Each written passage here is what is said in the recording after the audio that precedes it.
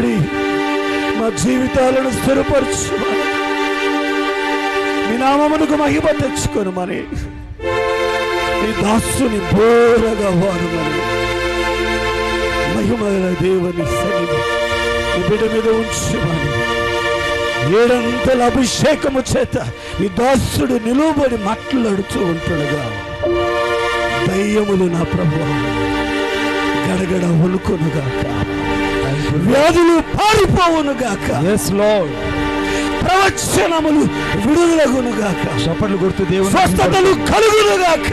ఆమేన్. మా జీవితములలో గొప్ప మార్పు కలుగునుగాక. ఆమేన్. ఈ ఆత్మ నడిపింపు, పరిశుద్ధ దేవదూతల కాపుదల ఈ ప్రాంతమంతా, ఈ గ్రామమంతా, ఈ ప్రజలందరూ కూడా వారి కన్నులతో చూచుదురుగాక, మీరు దీవించబడుదురుగా. యేసు పరిశుద్ధమైన నామములో ప్రార్థించి ఆరాధించి కనపరిచి ఈ సమయములు బారుని కాపుచున్నాము. చప్పట్లు కొడుతూ పరిశుద్ధాత్మ దేవుని ఆరాధించాలి ఇంకా గట్టిగా.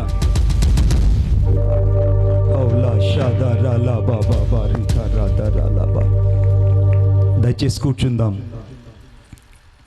ఈ రాత్రికాల సమయంలో నజరేయుడైన యేసుక్రీస్తు ప్రభు యొక్క శక్తి కలిగిన నామంలో కూడి వచ్చిన ప్రతి ఒక్కరికి పేరు పేరు చొప్పున నేను వందనాలు తెలియజేస్తున్నాను.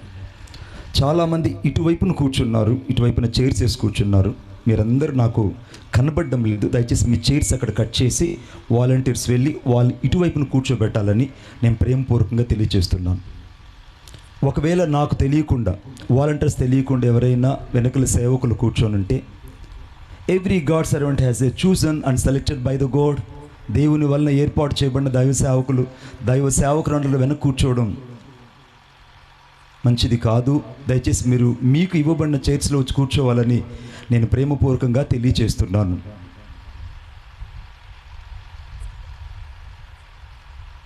Thank God. కూడి వచ్చిన దైవ సేవకులందరికీ పేరు పేరు చొప్పున వందనాలు తెలియజేస్తున్నాను. ఈ రాత్రి అద్భుతంగా ఆరాధన జరిగించినటువంటి మా ప్రియులు దేవుని సేవకులు రమేష్ గారికి, నా స్నేహితుడని చెప్పుకోవడానికి నాకు ఎంతో సంతోషం. ఎందుకంటే దేవుడు మా జీవితాల్లో చేసిన గొప్ప మేలు ఏంటంటే, నజరేయుడైన యేసుక్రీస్తు ప్రభువును అనేక ప్రాంతాలకు మోసుకొని పోవడానికి మా భుజాల మీద పరిశుద్ధాత్మ దేవుడు ఎక్కి నడిపిస్తున్నందులకై నేను మనసారా దేవునికి మహిమ, ఘనత, ప్రభావములు ఆరోపించుచున్నాను. అలాగే ఈ సమయంలో మా ప్రియులు దైవ సేవకులు, ఆంధ్ర రాష్ట్రమంతా గొప్ప పరిచర్య చేసినటువంటి దేవుని దాసులు మా ప్రియులు విజయకుమార్ అయ్య గారికి, ఆయన ఈరోజు ఇక్కడ రావడం షెడ్యూల్ లేదు. ఆయన ఎంతసేపు షెడ్యూల్ అంటే అంత బిజీగా ఉంది. ఆ షెడ్యూల్ అంతా కూడా పరిచర్య కొరకు అలాగా పక్కకు పెట్టి, నేను ఏ విధం చేతనైనా విజయనంపాడు రావాలని దేవుని యొక్క సన్నిధికి వచ్చి ఈరోజు అద్భుతంగా పాటలు పాడి పరిశుద్ధాత్మ ప్రవాహములు అందరినీ ఉర్రూతులూగించినందులకై దైవ సేవకులకు 2 చేతులు జోడించి వందనాలు తెలియజేస్తున్నాను. రండి దేవుని యొక్క వాక్యంలోకి వెళ్దాం. అందరూ కూడా మీ సెల్ ఫోన్ని సైలెంట్ మోడ్లో పెట్టాలి. ప్రతి ఒక్కరు మీ సెల్ ఫోన్ని సైలెంట్ మోడ్లో పెట్టాలి. నాతో పాటు అందరూ బైబిల్ తీయాలని కోరుకుంటున్నాను. కొలస్సీయులు రాసిన పత్రిక 1వ అధ్యాయము 28వ వచనం. ప్రతి మనుషుని క్రీస్తు నందు సంపూర్ణంగా చేసి ఆయన ఎదుట నిలువబెట్టవలనని సమస్త విధములైన జ్ఞానముతో మేము ప్రతి మనుషునికి బుద్ధి చెప్పుచు ప్రతి మనుషునికి బోధించుచు ఆయనను ప్రకటించుచున్నాము. తలలో ఉంచండి, ప్రార్థన చేసుకుందాం. ప్రేమగల మా తండ్రి, నీకు వందనాలు చెల్లిస్తున్నాను. ఈ వాక్యము ద్వారా మాతో మీరు మాట్లాడండి. నీ మెల్లనైన స్వరాన్ని ఈ రాత్రి నేను వినడానికి సహాయం దయచేయండి. మేమేమై ఉన్నాం అది కేవలం నీ కృప అయి ఉన్నాం. మీరు లేకుండా ఒక్క క్షణం కూడా నేను బ్రతకలేను. పరిశుద్ధాత్ముడా, మీరు నా పక్కన నిలబడి ఉన్నందులకే వందనాలు. నన్ను స్పర్శిస్తున్నందులకే వందనాలు. నన్ను నిలువెల్లా మీరు తాకుతున్నందులకే వందనాలు. ఈ రాత్రి నీ ప్రజలతో మీరు మాట్లాడండి. మీకే మహిమ, ఘనత, ప్రభావం చెల్లిస్తూ నజరేయుడైన యేసయ్య శక్తి కలిగిన నామములో ప్రార్థన చేసి వేడుకొనుచున్నాను తండ్రి, ఆమేన్. కొలస్సీయులు రాసిన పత్రిక 1వ అధ్యాయము 28వ వచనం. ప్రతి మనుషుని క్రీస్తునందు సంపూర్ణులుగా చేసి యేసుక్రీస్తు ప్రభు ఎదుట నిలువబెట్టవలనని. ప్రతి మనుషుణ్ణి సంపూర్ణుడుగా చేసి సాక్షాత్తు ఆయన ఎదుట నిలువబెట్టాలని, ఆయన సన్నిధిలో ఒకరోజు నీవు మధ్యాకాశంలో ఎత్తబడినప్పుడు, దేవుని న్యాయ సింహాసనం ఎదుట నువ్వు నిలబడినప్పుడు, దేవుని యొక్క మహిమ కలిగిన సింహాసనం ఎదుట నీవు నిలవబడి ఉన్నప్పుడు, నీవు సంపూర్ణుడుగా ఉండాలని, నీ జీవితము సాక్షాత్తు క్రీస్తుకు తగినట్టుగా ఉండాలని, క్రీస్తు యొక్క రూపాంతరము నీ జీవితంలో జరగాలని ఈ రాత్రి దేవుని ఉద్దేశమై ప్రతి మనుషుల్ని సంపూర్ణులుగా చేయడానికి యేసయ్య ఇక్కడికి వచ్చి ఉన్నాడు. ఒప్పుకున్నోళ్ళు చప్పట్లు కొట్టండి. యేసయ్య ఇక్కడికి ఎందుకు వచ్చాడు అనంటే సంపూర్ణుడిగా చేయడానికి. ప్రతి మనుషుడు అని రాయబడి ఉంది. ప్రతి మనుషుడు, స్త్రీ అనే భేదం లేదు, పురుషుడని భేదం లేదు, సేవకుడని భేదం లేదు, ఉన్నతమైన వాడని భేదం లేదు. ప్రతి మనుషులను కూడా సంపూర్ణుడిగా చేద్దామనంటే ఎక్కడో నువ్వు అసంపూర్ణుడిగా ఉన్నావని అర్థం. నిన్ను ఆయన ఎదుట నిలవబెట్టాలని ఆయన ఆశిస్తుంటే నీవేమో దేవుని ఎదుట నిలబడకుండా లోకం ఎదుట నిలబడుతున్నావు, నీ పరిస్థితుల ఎదుట నిలబడుతున్నావు, నీ చుట్టూ ఉన్నటువంటి పరిస్థితులను ఆనుకొని దేవుని ఎదుట నిలవబడసలు నీవు చాలాసార్లు లోకం ఎదుట నిలవబడి యేసుక్రీస్తు ప్రభువుని బహాటంగా సిలువ వేస్తున్నావు. ఈ రాత్రి నువ్వు సంపూర్ణుడువో అసంపూర్ణుడువో నువ్వు ఆలోచించాలి. దేవుని వాక్యం చెప్తుంది ప్రతి మనుషుణ్ణి సంపూర్ణుడిగా చేయాలన్నది పరిశుద్ధాత్మ దేవుని ఉద్దేశం. ఎందుకు ప్రతి మనుషుని పట్ల దేవునికి అంత గొప్ప సంకల్పం? ఎందుకు ప్రతి మనుషుణ్ణి దేవుని యొక్క ప్రణాళిక వెతుకుతూనే ఉన్నది? ఎందుకు ప్రతి మనుషుణ్ణి ఆత్మ సంబంధమైన వరమును ఒకసారి రుచి చూచిన తర్వాత మరలా వాడు తప్పిపోకూడదని మరలా యేసును బహాటంగా సిలువ వేస్తున్న వాడిని వెతికి వెతికి వెతికి రక్షణ సువార్త ఎందుకు అందించబడుతుందో తెలుసా? ఈ రాత్రి అయినా నీవు నీ అసంపూర్ణమైన జీవితాన్ని మార్చుకొని ఆయన ఎదుట నిర్దోషిగా నిలబడాలనేది దేవుని ఉద్దేశం. కొట్టండి చప్పట్ల గట్టిగా. ఈ రాత్రి దేవుని ఉద్దేశం ప్రతి మనుషుడు అనంటే రకరకాల మనుషులు ఉన్నారని అర్థము. ప్రతి మనుషుడు, ఇక్కడ చెట్లు ఉన్నాయి, రకరకాల చెట్లు ఉన్నాయి. ఈ చెట్టుకు ఒక్కొక్క పేరు ఉంది. ఇక్కడ కూడా ఒక్కొక్క మనుషుల్లో రకరకాల మనుషులు దాగి ఉన్నారు. పేరుకు ఒక మనుషుడే, పేరుకు ఒక్కడే. ఆ గెరాసన దేశంలో ఏ రీతిగా అయితే ఒక్క మనుషుల్లో దాదాపు 2000 దయ్యాలు వచ్చి ఒక మనుషుల్లో చేరాయో, చాలా మంది మనుషుల జీవితాలలో రకరకాల మనుషులు గూడు కట్టుకొని జీవిస్తున్నారు. పేరుకు ఒక్కడే, కానీ రకరకాల మనుషులు వారి జీవితాలు అప్పుడప్పుడు తారసపడుతుంటారు. అదిగో ఒక మనుషుడు వస్తున్నాడు. వాడి పేరేం పేరు తెలుసా? ప్రకృతి సంబంధమైన మనుషుడు. ప్రకృతి సంబంధమైన మనుషుడు. ఈ మనుషుడు గురించి బైబిల్లో చెప్పబడింది. ఏమన్నా తెలుసా? 1 కొరింథీయులకు రాసిన పత్రిక 2వ అధ్యాయం 14వ వచనం. 2వ అధ్యాయము 14వ వచనం. ప్రకృతి సంబంధమైన మనుషుడు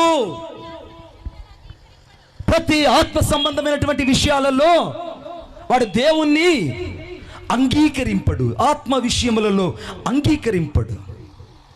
వీడు ప్రకృతి సంబంధమైన మనుషుడు. వీడు సంఘములోనే ఉంటాడు. వీడికి యేసుక్రీస్తు ప్రభు తెలుసు.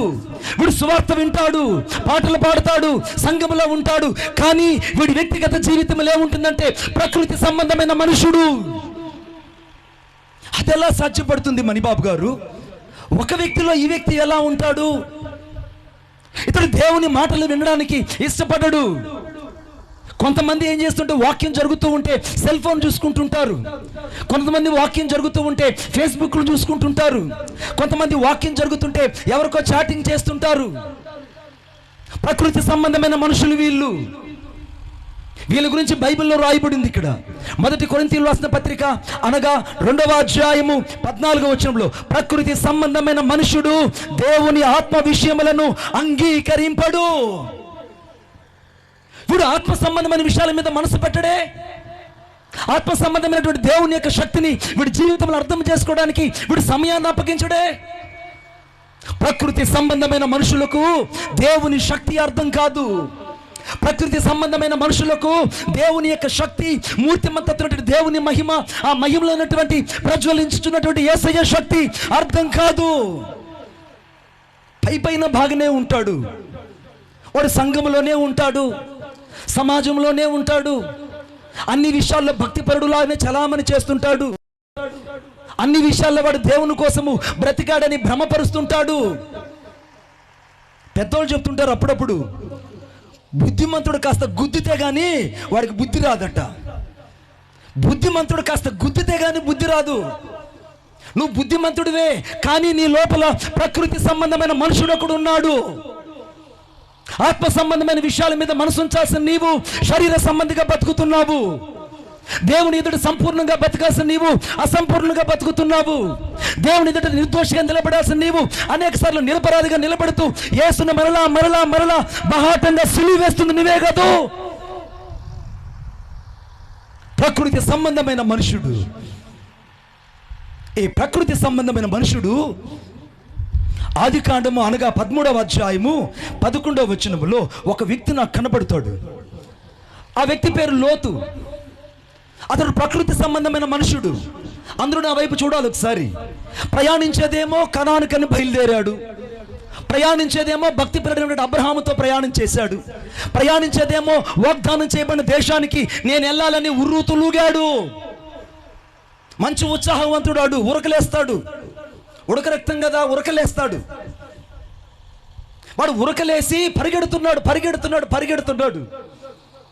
కానీ వాక్యంలో రాయబడింది అక్కడ, అనగా ఆదికాండము 13వ అధ్యాయము 11వ వచనం చదువుతాం ఒకసారి, చూడండి నాతో పాటు.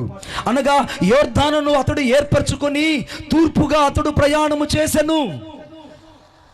యోర్దాను అంటే మృతమైనది. ఈ ప్రకృతి సంబంధమైన మనుషుడికి యోర్దాను ఏర్పరచుకున్నాడు. ఓయ్ నిన్నే. ప్రకృతి సంబంధమైన మనుషుని యొక్క ఆలోచనలు ఎప్పుడు కూడా మృతమైన దాని మీద ఉంటాయి. క్షయత అక్షయతను ధరించుకుంటుంటే, మర్త్యమైనది అమర్త్యతను మింగేస్తుంటే, జీవప్రదమైనటువంటి యేసుక్రీస్తు ప్రభుని వీడు అర్థం చేసుకోవడానికి వీడు అంతరంగంలో ఏదేదో ఏర్పాటు చేసుకుంటుంటాడు. కానీ వీడు సంఘములోనే ఉంటాడు, వాక్యం విన్నట్టే ఉంటాడు. లోతు ఏం చేశాడంటే యోర్దానును ఏర్పరచుకొని తూర్పు వైపుగా ప్రయాణం చేయడం ప్రారంభించాడు. అసలు యోర్దాన్ అంటేనే మృతమైంది కదూ, యోర్దాన్ అంటేనే మరణకరమైంది. యోర్దాను యొక్క పాయంతా ప్రవహించి ఒక్కసారిగా మృత సముద్రంలో కలుస్తుంది. ఆ మృత సముద్రం అంతా కూడా భయంకరంగా, అనగా అక్కడ ఉప్పు నీరు మంచి నీరు రెండు కలిసిపోయి ఆ ప్రాంతం అంతా కూడా మృత కళేబరాలు సైతం వేసిన, బ్రతికిన వాడిని వేసిన అమ్మంతా కూడా నీళ్ళల్లో బెలూడు తెల్లడి తేలిపోతాడు. అటువంటి సముద్రం పక్కన నివాసాన్ని ఏర్పాటు చేసుకున్నాడండి. నువ్వు చాలాసార్లు జీవము గల దేవుని విడిచిపెట్టి జీవము కాని వాటిని నీ హృదయంలో ఏర్పరచుకుంటున్నావు కదూ. జీవము గల దేవుని వాక్యాన్ని పట్టి, అనగా పక్కకు పెట్టి నిరర్ధకమైన వాటి కొరకు నీ జీవితాన్ని సమయాన్ని వెచ్చించి చాలాసార్లు యేసును అర్థం చేసుకోలేకపోతున్నావు కదూ. లోతు జీవితంలో చేసినటువంటి మొదటి పని యోర్దానును ఏర్పరచుకొని తూర్పు దిక్కుకు ప్రయాణం చేశాడు. రెండోది ఏం చేశాడో తెలుసా? ఇదే ఆదికాండము 13వ అధ్యాయము 12వ వచనంలో, ఆదికాండము 13వ అధ్యాయం 12వ వచనంలో సొదొమ గొమొర్రా దగ్గర తన గుడారాన్ని వేసుకున్నాడు. చాలండి. మొదటేమో యోర్దానును ఏర్పరచుకున్నాడు. ఈ మాట బాగా గమనించాలి. మొదటిదేమో మరణకరమైన దానిని ఏర్పాటు చేసుకున్నాడు. రెండవది సొదొమ గొమొర్రా దగ్గర తన నివాసాన్ని, తన గుడారాన్ని వేసుకున్నాడు. అరే నువ్వు బయలుదేరింది ఎక్కడికి? కానానికి. ఎవరితో బయలుదేరావు? అబ్రాహాముతో. ఎందుకు బయలుదేరావు? చూడని ప్రదేశం కొరకు.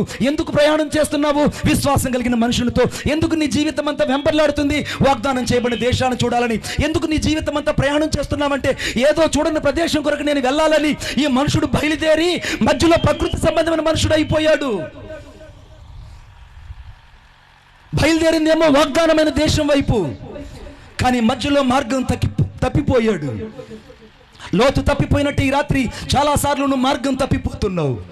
చాలాసార్లు దేవుని యొక్క రక్షణ మార్గాన్ని తప్పు మార్గంగా ఎంచుకుంటున్నావు. దేవుని వాక్యాన్ని అనుకూలంగా మార్చుకుంటున్నావు. దేవుని శక్తిని జీవితంలో ఇసుమంతను లెక్క చేయకుండా దేవుని శక్తి పట్ల న్యూన్యత భావం కలిగి ఉన్నావు. ప్రకృతి సంబంధమైన మనుషులు. ఈ మనుషుడు సొదొమ గొమొర దగ్గర గుడారం వేసుకొని ఆ గుడారాన్ని కాస్త మెల్లమెల్లగా జరుపుకుంటూ సొదొమలోకి వెళ్ళి అక్కడ ఒక ఫ్లాట్ కొనుక్కొని ఇల్లు కట్టుకున్నాడు. అరే ఎక్కడ లేవు నీకు ఫ్లాట్లు కొనుక్కోవాలంటే? అబ్రాహాం ఏమో నాకు ఏ ఫ్లాట్ వద్దు, నేను దేవుని వైపు చూస్తున్నాను, నేను గుడారంలో నివసిస్తున్నాను, నేను గుడారపు వాసిని, నేను పరవాసిని పరదేశిని, కాబట్టి నేను ఉండబోవచ్చిన కొరకు ఎదురు చూస్తున్నాను, నిలువురమైన పట్టణం నాకు ఇక్కడ లేదని అబ్రాహాము చెప్తుంటే, ఆ ఆత్మ సంబంధమైన మనుషుడు అలాగే చెప్తుంటే, ఈ ప్రకృతి సంబంధమైన మనుషుడు చెప్తున్నాడు, లేదు నేను మరణకరమైన సొదొమలో వెళ్ళి ఫ్లాట్ కొనుక్కొని ఇల్లు కట్టుకో. నీ నివాసం ఎక్కడుందో నీకు అర్థమవుతుంది. నీ ఆత్మ సంబంధమైన నివాసం ఈ రాత్రి ఎవరితో ఉందో నీకు అర్థమవుతుంది. నువ్వు సహవాసం ఎవరితో ప్రయాణం చేస్తున్నావో నీకు అర్థమవుతుంది. నీ ప్రయాణంలో పరిశుద్ధాత్మ దేవుడు ఉన్నాడో లేదో నీకు అర్థమవుతుంది. చాలాసార్లు నువ్వు భ్రమపరిచే ఆత్మచేత నడిపించబడుతున్నావు కనుకనే దేవుని శక్తిని అర్థం చేసుకోలేకపోతున్నావు. మనుషుడు ఆ సొదొమ గొమొరలోకి వెళ్ళి ఒక గుడారాన్ని వేసుకొని ఇల్లు కట్టుకున్నాడు. పిల్లలకు సంబంధాలు చూసుకున్నాడు. అల్లుళ్ళు కూడా సరిగ్గా ఆ ఊరు వాళ్ళే. ఆ ఊరు ఏంటి? సొదొమ గొమొరలోనే వాళ్ళకి అల్లుళ్ళు ఏర్పాటు చేసుకున్నాడు. లోకముతో సహవాసం ఎక్కువైపోయింది ఈ ప్రకృతి సంబంధమైన మనుషుడికి.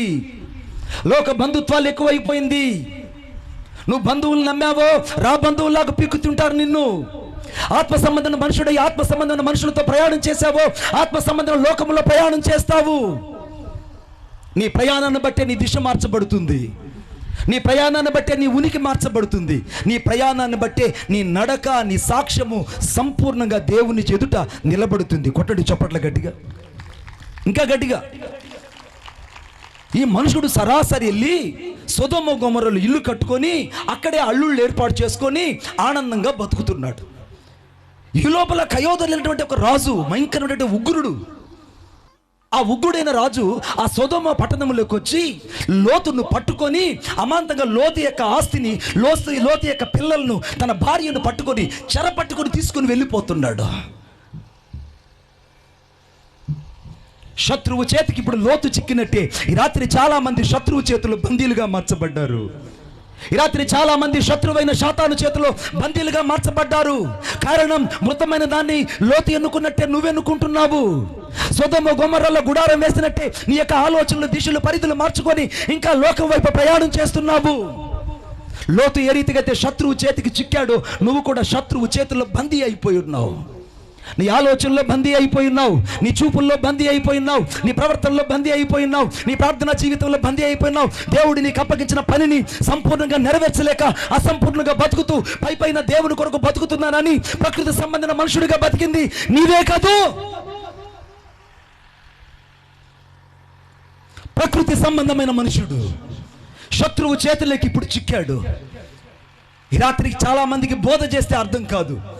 బాధల వలన బోధ అర్థమవుతుంది. బాధల వలన బోధ అర్థమవుతుంది. ఈ రాత్రి నువ్వు బాధించబడకూడదని, ఈ రాత్రి నువ్వు శోధించబడకూడదని, ఈ రాత్రి నువ్వు కష్టాల కడలలో వెళ్ళకూడదని, చాలాసార్లు సుడిగుండాల మధ్య చిక్కుకుపోయి నీ జీవితం అంతా అగత్పాతాలానికి వెళ్ళకూడదని శత్రువు చేతిలో చెక్కబడిన నిన్ను ఈ రాత్రి నజరేయుడైన యేసుక్రీస్తు ప్రభు వెతుక్కుంటూ ఇక్కడికి వస్తున్నాడు. కొట్టండి చప్పట్లు గట్టిగా. నిన్ను వెతుక్కుంటూ యేసు ఇక్కడికి వస్తున్నాడు. ఎప్పుడు ఈ ప్రకృతి సంబంధమైన మనుషుడు శత్రువు చేతుల్లో బందీ అయిపోయాడు, భార్య బందీ అయిపోయింది, బిడ్డల బందీ అయిపోయారు, అందరూ కూడా ఈడ్చుకొని వెళ్తున్నారు.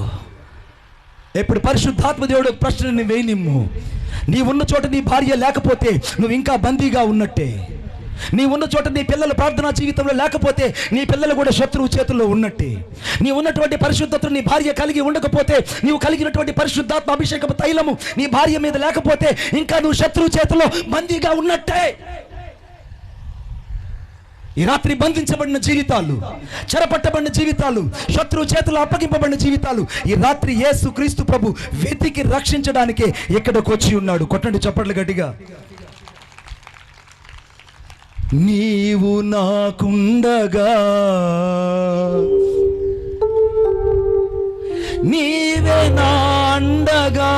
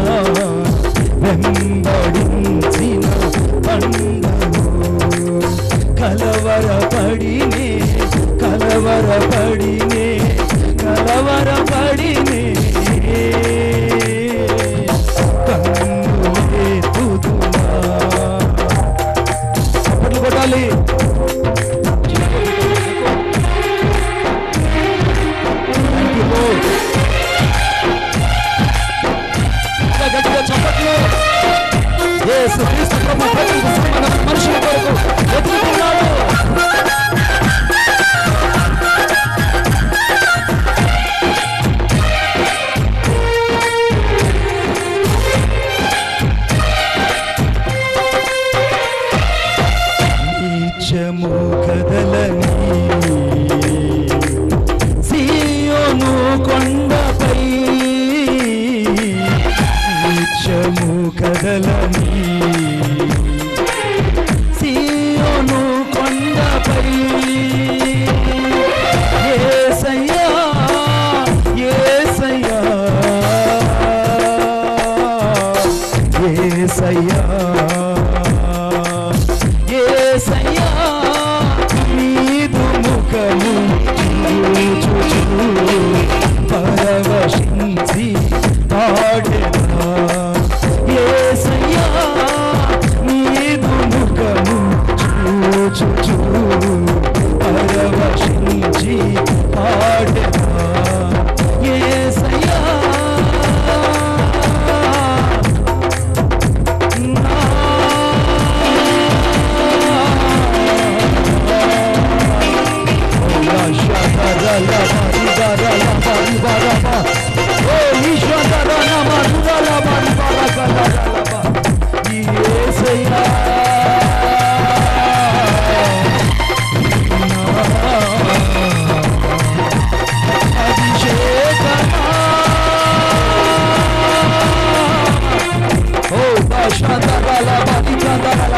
అదిగో దేవుని అగ్ని, అదిగో దేవుని అగ్ని, బంధకాలు పెంచగలిగిన అగ్ని, శత్రువు చేత నుంచి విడిపించగలిగిన అగ్ని, ఈ బంధకాలు పెంచి నేను సంపూర్ణంగా చేయగలిగిన నజరేయుడైన యేసయ్య పరిశుద్ధాత్మ శక్తి, యేసయ్య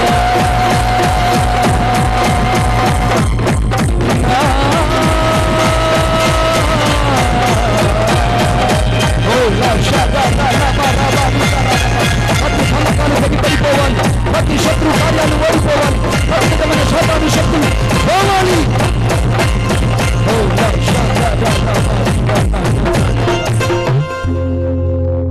యేసయ్యా ఆయన అభిషేకం ఈరోజు నిన్ను శత్రువు చేతుల నుంచి విడిపించబోతుంది. కొట్టండి చప్పట్లు గట్టిగా.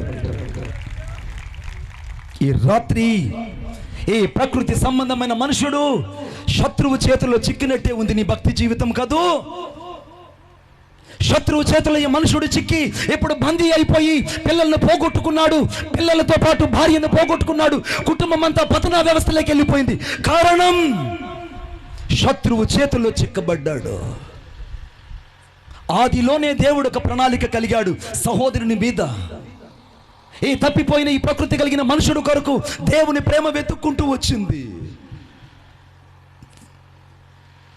అబ్రహాము దేవుని సన్నిధిలో నిలబడి ఏం చేశాడు ఒక్కసారి చదవండి. ఆదికాండము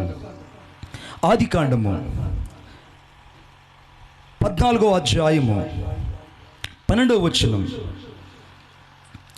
లేదా 14వ అధ్యాయం 14వ వచనం ఇంకా స్పష్టంగా ఉంటుంది.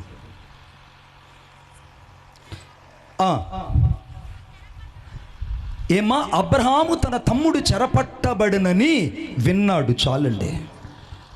ఇప్పుడు అన్న హృదయంలో ఉన్న భారం ఏంటి? ఇప్పుడు అబ్రహాము స్థానంలో సాక్షాత్తు యేసుక్రీస్తు ప్రభువు నిలబడి ఉన్నాడు. యేసుక్రీస్తు ప్రభువు నిలబడి అనగా ఆ లోతును చూసినట్టు ఈ రాత్రి నిన్ను నన్ను చూస్తున్నాడు. లోతు చెరపట్టబడ్డాడని అబ్రహాము విన్నట్టే ఈ రాత్రి యేసయ్య కూడా నువ్వు చెరపట్టబడ్డావని, బందీగా మార్చబడ్డావని, చెరలోకి వెళ్ళిపోయావని, కుటుంబ వ్యవస్థ పతనా వ్యవస్థలకు వెళ్ళిపోయిందని, ఆత్మీయ జీవితం పాడైపోయిందని, నీ జీవితం అంతా పాడైపోయి చీకట్లో నువ్వు బతుకుతున్నావని ఈ రాత్రి దేవుని ప్రేమ నిన్ను గూర్చి పరితపిస్తూ ఇక్కడ నిలిచి ఉంది. ఆయన పేరు నజరేయుడైన యేసు క్రీస్తు ప్రభు. దేవుని ప్రేమ ఇక్కడ నిలబడి ఉంది. అబ్రహాము విన్నాడు. ఈ రాత్రి యేసుక్రీస్తు ప్రభు కూడా నీ గురించి వింటున్నాడు, చూస్తున్నాడు. నువ్వు చెరపట్టబడ్డం దేవుని చిత్తం కాదు బిడ్డ. నువ్వు బందీ అయిపోవడం దేవుని చిత్తం కాదు. అబ్రహాం ఏం చేశాడో తెలుసా? తన ఇంట్లో ఉన్నటువంటి 218 మందిని వెంట పెట్టుకొని ఆ మనుషుడు అనగా ఆ దేశంలోకి వెళ్ళి తన తమ్ముడిని ఎవరైతే పట్టుకున్నారో వాడిని కొట్టి తరిమి ఓడించి తన తమ్ముడిని తీసుకొని తన దేశానికి తిరిగి వచ్చాడు. కొట్టడు చప్పట్లు గట్టిగా, ఇంకా గట్టిగా. The God has given the first chance to him. మొదటి అవకాశం మనుషుడికి దేవుడు ఇచ్చాడు. ఈ ప్రకృతి సంబంధమైన మనుషుడికి దేవుడు ఒక అవకాశం ఇచ్చాడు. వాడు పట్టబడ్డాడని విన్నాడు, అక్కడికి వచ్చాడు, విడిపించబడ్డాడు, శత్రువులు ఓడించాడు, వాడిని తరిమాడు, కొట్టాడు. శత్రువులందరినీ సంపూర్తిగా నాశనం చేసి ఆ శత్రువు చేతుల నుంచి బయటకు తీసుకొని వచ్చి, తమ్ముడు మళ్ళీ నువ్వు వెనక్కి వెళ్ళకు, మళ్ళీ నీ జీవితాన్ని కాస్త భద్రంగా కాపాడుకో, మళ్ళీ నీ భక్తి జీవితాన్ని కాస్త భద్రంగా కాపాడుకో, మళ్ళీ నువ్వు లోక సంబంధం వాటి పరిగెత్తుగాకు, మళ్ళీ నువ్వు శరీర సంబంధంగా జీవించద్దని ఎన్నిసార్లు బతిమలాడి చెప్పినా అర్థం కాదే ఈ ప్రకృతి సంబంధమైన మనుషుడికి.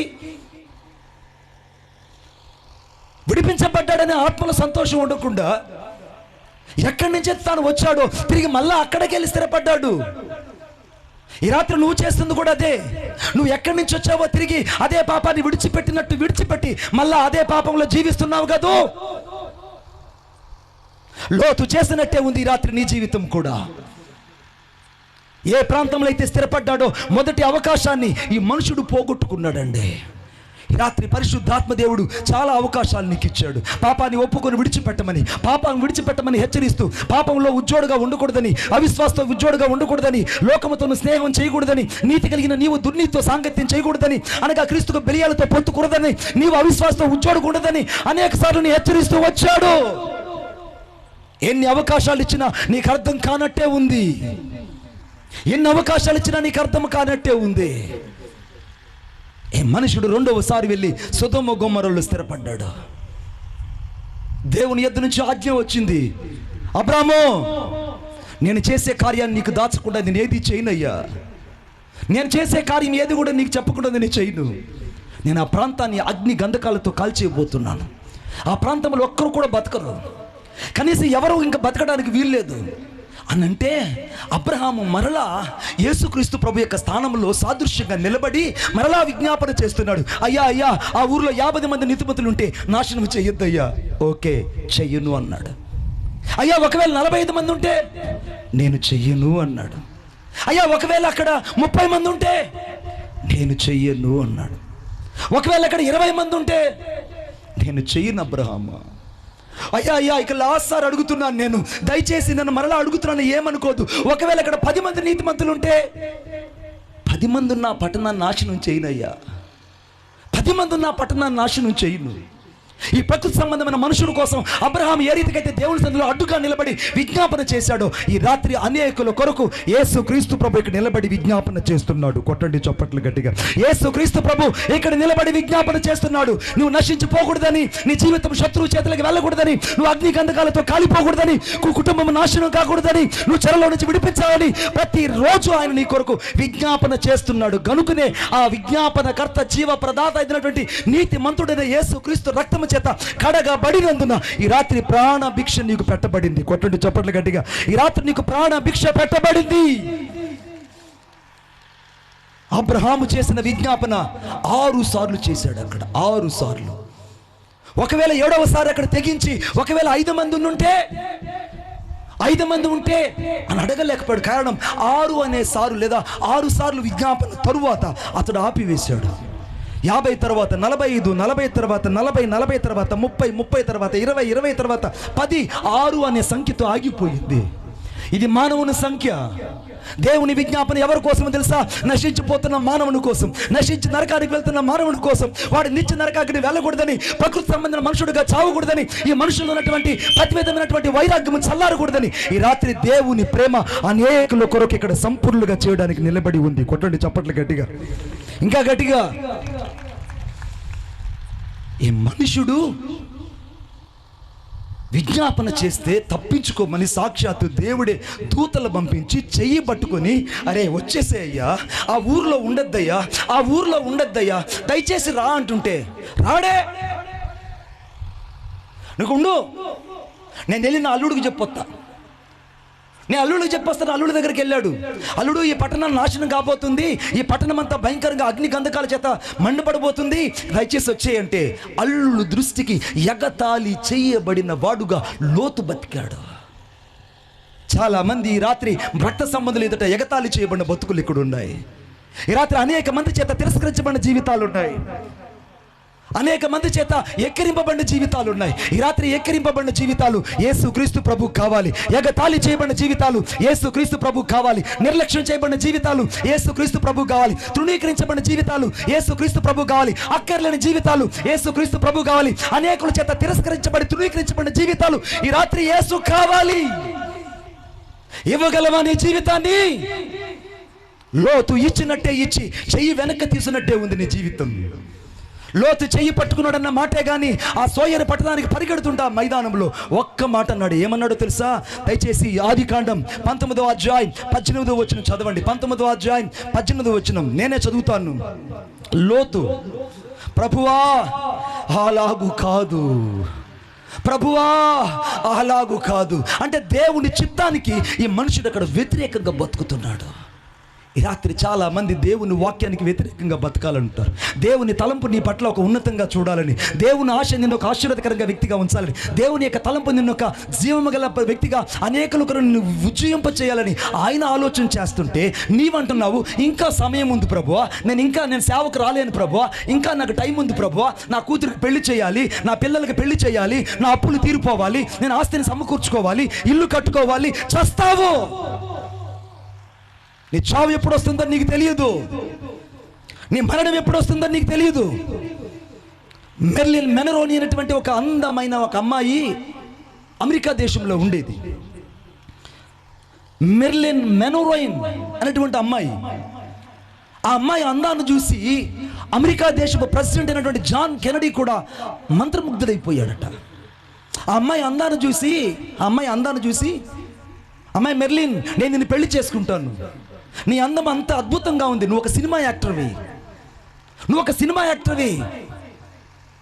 నేను పెళ్లి చేసుకుంటానంటే ఆ అమ్మాయి అనేది నేను ఇంకా చాలా సినిమాల్లో నటించాలి, అంతకంటే ఎక్కువ నేను చాలా డబ్బులు సంపాదించాలి, నేను ఈ అమెరికా దేశంలో ఒక సంపన్నురాలుగా నిలబడాలి, నా అందము చేత ఈ ప్రపంచాన్నంతా ఉరుగు తులించాలని ఆ యొక్క మెర్లిన్ తన హృదయంలో అనుకున్నదట.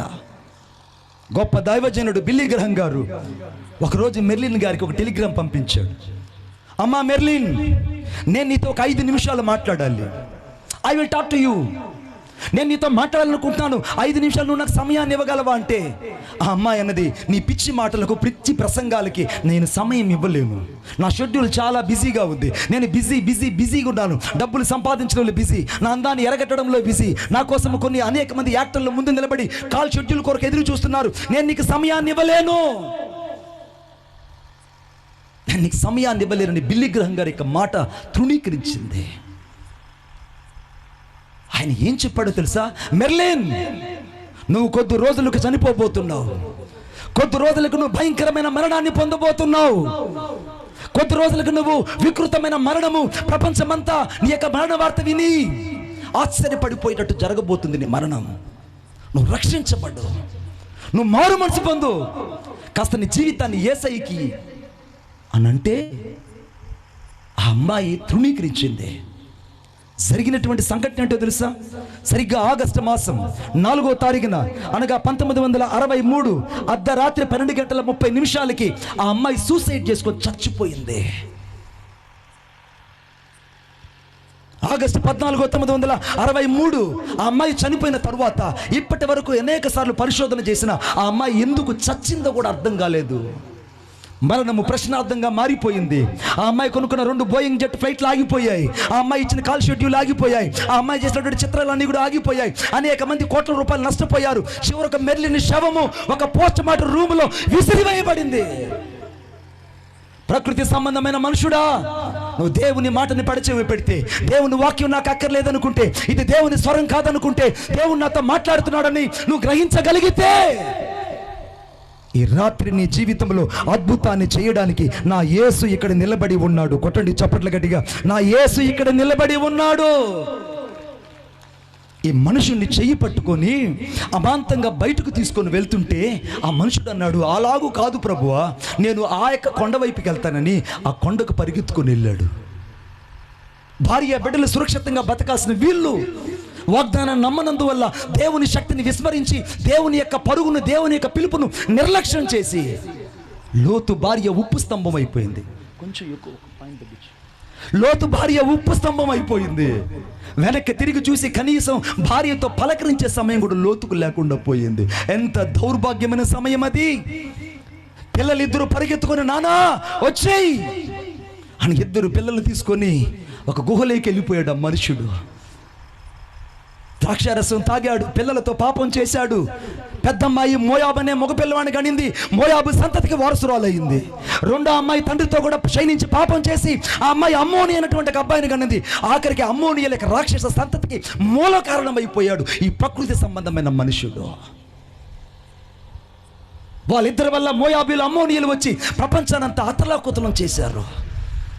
కారణం, ఈ మనుషుడు ప్రకృతి సంబంధమైన మనుషుడు దేవుని కార్యాలు వివేచనించడం వల్ల, దేవుని దృష్టికి వెర్రితనంగా ఉండడం వల్ల, దేవుని వాగ్దానాలు నిర్లక్ష్యం పెట్టడం వల్ల ఇతని వల్ల ప్రపంచానికి విపత్తు కలిగి నాశనము తటస్థించింది.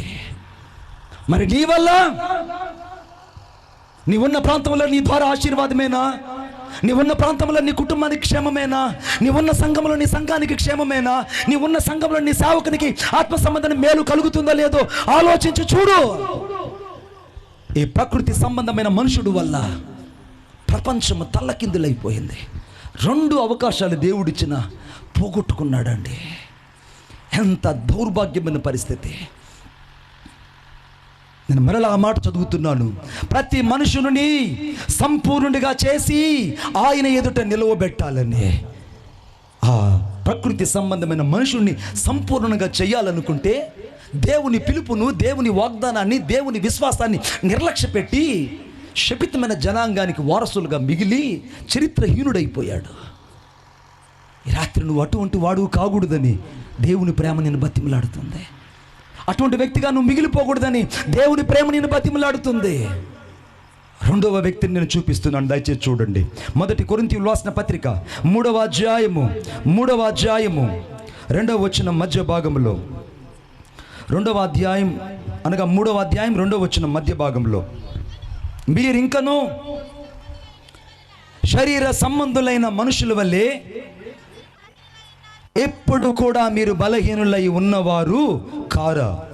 2వది శరీర సంబంధమైన మనుషుడు. ఒకే మనుషుడు వీడు, సంఘంలో ఒక్కడే.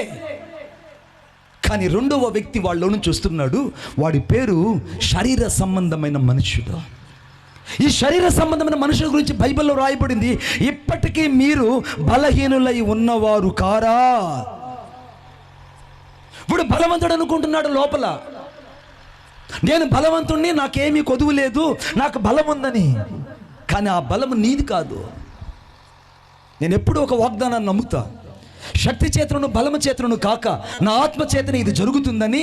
శక్తిని బట్టి కాక, బలాన్ని బట్టి కాక, కేవలము పరిశుద్ధాత్మ శక్తిని నేను బహుబలముగా విశ్వసిస్తాను. కారణం ఏంటంటే ఆయన తాకిడిని, స్పర్శను నా జీవితంలో నేను చూశాను. ఈరోజు మణిబాబు గారంటే చుట్టుపక్కల మీరు ఏదో అనుకుంటారు, కానీ నా జీవితం ఒక విసిరివేయబడిన జీవితం. ఒక తెగిపోయిన గాలిపటం కంటే ఘోరమైంది. పక్షవాతపు రోగినై నడి వీధిలో నా చేతన స్థితిలో పడి ఉన్నప్పుడు, యేసంటే నాకు తెలియనప్పుడు, యేసు గురించి నేను ఎప్పుడు వినబడినప్పుడు నన్ను ఒక ప్రేమ వెతుక్కుంటూ వచ్చింది. నేను 10వ తరగతి చదివేటప్పుడు ఓం వినాయక ఓం వినాయక అని దాదాపు 1000 సార్లు రాసి ఆ యొక్క వినాయక చవితిలో ఆ యొక్క ఫోటో దగ్గర పెట్టి పూజ చేసే అలవాటు మాకుంది. అంత నిష్ట కలిగిన వ్యక్తులు. ఆ 1000 సార్లు ఓం వినాయక ఓం వినాయక అని రాస్తుంటే నా పక్కన నా క్లాస్మేట్ ఒక అబ్బాయి కూర్చొని, ఏం రాస్తున్నావు అని అన్నాడు. 10వ తరగతి, ఇక్కడ దాకా డ్రాయిళ్ళు, ఇప్పుడు కదా అందరికీ జీన్స్ ప్యాంట్లు వచ్చాయి. పక్కన కూర్చొని ఏం రాస్తున్నానంటే ఓం వినాయక అని రాస్తున్నాను అన్నాను. వెంటనే అతడు, రాస్తున్నావు కానీ బాగానే ఉంది, ఒకసారి నువ్వు మా గుడికి వస్తావా అన్నాడు. మా గుడికి వస్తావా అని అన్నాడు. నేను అన్నాను, నేను రాలేను, ఎందుకంటే ఇక్కడ విభూదులు, తాయితులు, రకరకాల పైచాచిక శక్తులు నా శరీరం అంతా తాండవించేటివి, నేను రాలేను అన్నాను. లేదు ఒక్కసారి నువ్వు రా అని చెప్పి ఆ రోజున ఆ యొక్క చర్చి దగ్గరికి తీసుకెళ్ళాడు. ఆ అబ్బాయి తీసుకెళ్తే ఆ అబ్బాయి పక్కనే కూర్చున్నాను. ఆ రోజు ప్రార్థన జరుగుతుంది. ఏం చెప్తున్నారో నాకు అర్థం కాలేదు. అయినా నా జీవితంలో మొదటిసారి ఆ యొక్క చర్చిలోకి వెళ్ళి కూర్చున్నాను. వాళ్ళు చెప్పింది ఏదో నాకు అర్థం కాకపోయినా నా స్నేహితుడి కోసం అక్కడ కూర్చున్నాను. నా స్నేహితుడు నాకు కొద్ది రోజుల తర్వాత ఓ పాట నేర్పించాడు. చిన్న గాడిదనయ్యా నేను, చిన్న గాడిదనయ్యా, ఏసైన మోసే గాడిద పిల్లనయ్యా అని ఆ పాట నేర్పిస్తే ఆ పాట అప్పుడప్పుడు పాడుకుంటుండేవాడిని. ఆ స్నేహితుడు వేసిన చిన్న విత్తనం ఈరోజు ఇంత పెద్ద వృక్షంగా మారడానికి కారణం ఎవరో తెలుసా? అక్కడ కూర్చున్న నా స్నేహితుడైన రమేష్. ఒకసారి పైకి వస్తారు అయ్యగారు, please come to dais. I invites to all. చప్పట్లు ఏసైకి. ఈ మనుషుడు 10వ తరగతి చదివేటప్పుడు నన్ను తీసుకువెళ్ళి యేసు ప్రభు గురించి పరిచయం చేశాడు. ఆ రోజు నేను మొదటిసారిగా విన్నప్పుడు యేసు ప్రభు గురించి నాతో చెప్పి నాతో అన్నాడు, ఒక్కసారి నువ్వు యేసయ్య నమ్ముకో అన్నాడు. నా జీవితంలో నేను అనుకోలేదు. జరిగిన ఆశ్చర్యం ఏంటో తెలుసా? నా స్నేహితుడు నన్ను మొదటిసారి యేసు ప్రభు దగ్గరికి తీసుకెళ్ళి ఆయన మందిరంలో కూర్చుని పెట్టినందుకు ఎప్పటికీ నా మనసులో వీడి మీద ప్రేమ కలిగి రుణపడి ఎప్పుడు ప్రార్థిస్తూనే ఉంటాను. ప్రైజ్ ద లార్డ్, హల్లెలూయా. ఎందుకంటే దేవుడు నా కోసము నా స్నేహితుడిని భూలోకంలో పెట్టాడు. నిజమైన స్నేహితుడు విడువక ప్రేమిస్తాడట. ఎన్ని ఆపదలు వచ్చినా, ఎన్ని కష్టాలు వచ్చినా, ఈ పరిచయలు ఎన్ని తుఫానులు వచ్చినా, ఎన్ని ఆటంకాలు అడ్డంకులు వచ్చినా, నా స్నేహితుడు ఎప్పుడు నన్ను విడిచిపెట్టుకోలేదు. నా వెనుకుండి నన్ను ఇప్పటికీ అయ్యగారు అని పిలుస్తాడు. కళ్ళలో నీలాగబో, ఆత్మీయ తండ్రి అంటాడు. ఏమి రుణానుబంధం ఇది? కారణం ఆ రోజు నా స్నేహితుని దేవుడు వాడుకున్నట్టే ఈరోజు నీ కొరకు నా యేసయ్య ఇక్కడ మమ్మల్ని వాడుకుంటున్నాడు. కొట్టండి చప్పట్లు గట్టిగా, చప్పట్లు కొట్టండి గట్టిగా. థ్యాంక్ యూ అయ్యగారు. ఈ సమయంలో దేవుడు నీ పట్ల ఒక ప్రణాళిక కలిగి ఉన్నాడు. ఈ మనుషుడు శరీర సంబంధమైన మనుషుడయ్యా. ఈ శరీర సంబంధమైన మనుషుడు ఎలా ఉన్నాడనంటే పైనేమో భక్తి కలిగే ఉన్నాడు, కానీ లోపల శరీరము చావనవాడుగా ఉన్నాడు. అయినా వీడు చర్చిలోనే ఉంటాడు. కొంతమందికి చేతులు ఉంటాయి, చప్పట్లు కొట్టరు. చేతులుండి చప్పట్లు కొడితే పండగ, చేతులుండి కూడా చప్పట్లు కొట్టకపోతే ఆ చేతులుండా కూడా దండగరా అయ్యా. నువ్వు పండగ చేసుకుంటావో దండగ చేసుకుంటావో నీ చేతిలోనే ఉంది. అర్థమవుతుంది నేను చెప్తుంది? నీకు బుద్ధి రావాలంటే కాస్త గుద్దాలి నిన్ను. నీకు తిరుగుబాటు స్వభావం ఎక్కువ, శరీరాన్ని చంపమంటే చావు, కోపం ఎక్కువ. బైబిల్ ఏం చెప్తుందో తెలుసా? ఈ శరీర సంబంధమైన మనుషుల గురించి ఒకసారి నా బైబిల్ ఏం చెప్తుందో చూద్దాం. 1 కొరింథీయులకు రాసిన పత్రిక 2వ అధ్యాయము, 1 కొరింథీయులకు రాసిన పత్రిక 2వ అధ్యాయము 3వ వచనం. ఈ ప్రకృతి సంబంధమైన మనుష్యుడు అనగా ఇప్పుడు మీరు బలహీనులై ఉన్నారు కారా, మీలో అసూయయును కలహమును ఉండగా మీరు శరీర సంబంధులైన మనుష్య రీతిగా నడుచుకొనుచున్నారు కారా. ఈ శరీర సంబంధమైన మనుషుల్లో ఏముందంటే అసూయ ఉంది, ఇగో. వీడికి ఇగో చావదు. వీడికి ఎంత పెద్ద ఇగో అంటే అంత ఇగో. ఆ ఇగోను బట్టి కొంతమంది ఏమైపోతున్నారంటే అట్టడుగు పాతాళానికి వెళ్ళిపోతున్నారు. నువ్వు ఎప్పుడైతే నీ జీవితంలో యేసుక్రీస్తు ప్రభు యొక్క రక్తం చేత కడగబడి ఆ కలహాన్ని, అసూయను కాస్త పక్కకు పెడతావో అప్పుడు దేవుని యొక్క ఆత్మక్రియ నీ జీవితంలో జరుగుతుంది. కానీ ఈ శరీర సంబంధమైన మనుషుల్లో అనగా ఇగో చావలేదు. ఈ శరీర సంబంధమైన మనుషుల్లో వీళ్ళు ఎక్కువగా కలహాలు, చిన్న చిన్న వాటికి అలగడం. మూతి ఇంతే ఉంటుంది, కుక్క మూతి, మొరడు వెళ్ళిపోతుంది అది కోపం వస్తే. వాళ్ళు చూడాలి అప్పుడు కుక్క మూతి కొంచెమే, కానీ అలిగినప్పుడు మాత్రం ఇంత వెళ్ళిపోతుంది, ఆ మోరడు వెళ్ళిపోతుంది. ఆ మూతులు, ఆ మూతుల్లో కోతులే కనబడతాయి. అప్పుడు అవి మామూలు కోతులో నేను చెప్పలేను, జిగిడి కోతలో చెప్పలేను, ఇచ్చ కోతలో చెప్పలేను, పచ్చ కోతలో చెప్పలేను.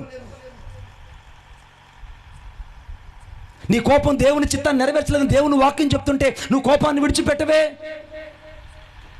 కలహం వద్దురా బాబు అంటే కలహాల కొరకు పరిగెడుతుంటావే. తనకు మాలిన జగడం గురించి పట్టువాడు అనగా రేగుచున్న కుక్క చెవులు పట్టుకున్న వాడితో సమానమని వాక్యం చెప్తుంటే పట్టణ జగడం కొరకు పరిగెడతావు నువ్వు.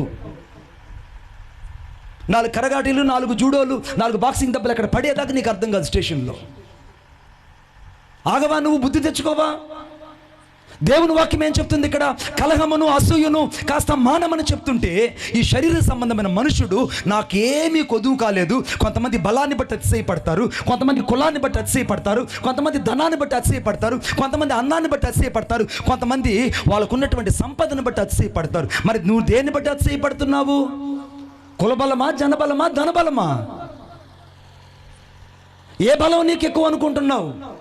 నాకు ఒక వ్యక్తి తెలుసు, అన్ని విషయాల్లో బలవంతుడే. ఆ సంసోను అనే వ్యక్తి పేరుకు ఆత్మ సంబంధంగా ఉండాల్సిన వ్యక్తి కాస్త శరీర సంబంధం అయిపోయాడు.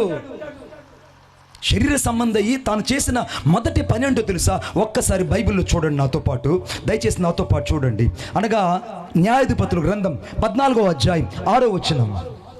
పరిశుద్ధాత్మ దేవుడు అతన్ని ప్రేరేపించగా, మీరు చదవరు, నేను చదువుతాను చూడండి. పరిశుద్ధాత్మ దేవుడు అతన్ని ప్రేరేపించగా, అనగా మేక పిల్లను చీల్చినట్టు అతడు ఆ సింహమును చీల్చి వేసానని రాయబడి ఉందండి. పరిశుద్ధాత్మ చేత ప్రేరేపించబడ్డాడు ఈ మనుషుడు. మేక పిల్లను చీల్చినట్టు సింహం పిల్లను చంపేశాడు. ఆ విషయం అమ్మా నాన్నకు చెప్పలేదు. కొంతమంది బల్లి పిల్లలు అమ్మా నాన్నకు చెప్పరు. బల్లి పిల్లలు చిన్న పిల్లలు కాదు, వాళ్ళు బల్లి పిల్లలు. ఆ బల్లి పిల్లలు ఏది జరిగినా అమ్మా నాన్నకు చెప్పరు. తల్లిదండ్రులకు చెప్పాలని దేవుని వాక్యం చెప్తుంటే ఈ వాక్యంలో రాయబడింది అక్కడ, అతడు ఆ తల్లిదండ్రులకు చెప్పలేదు.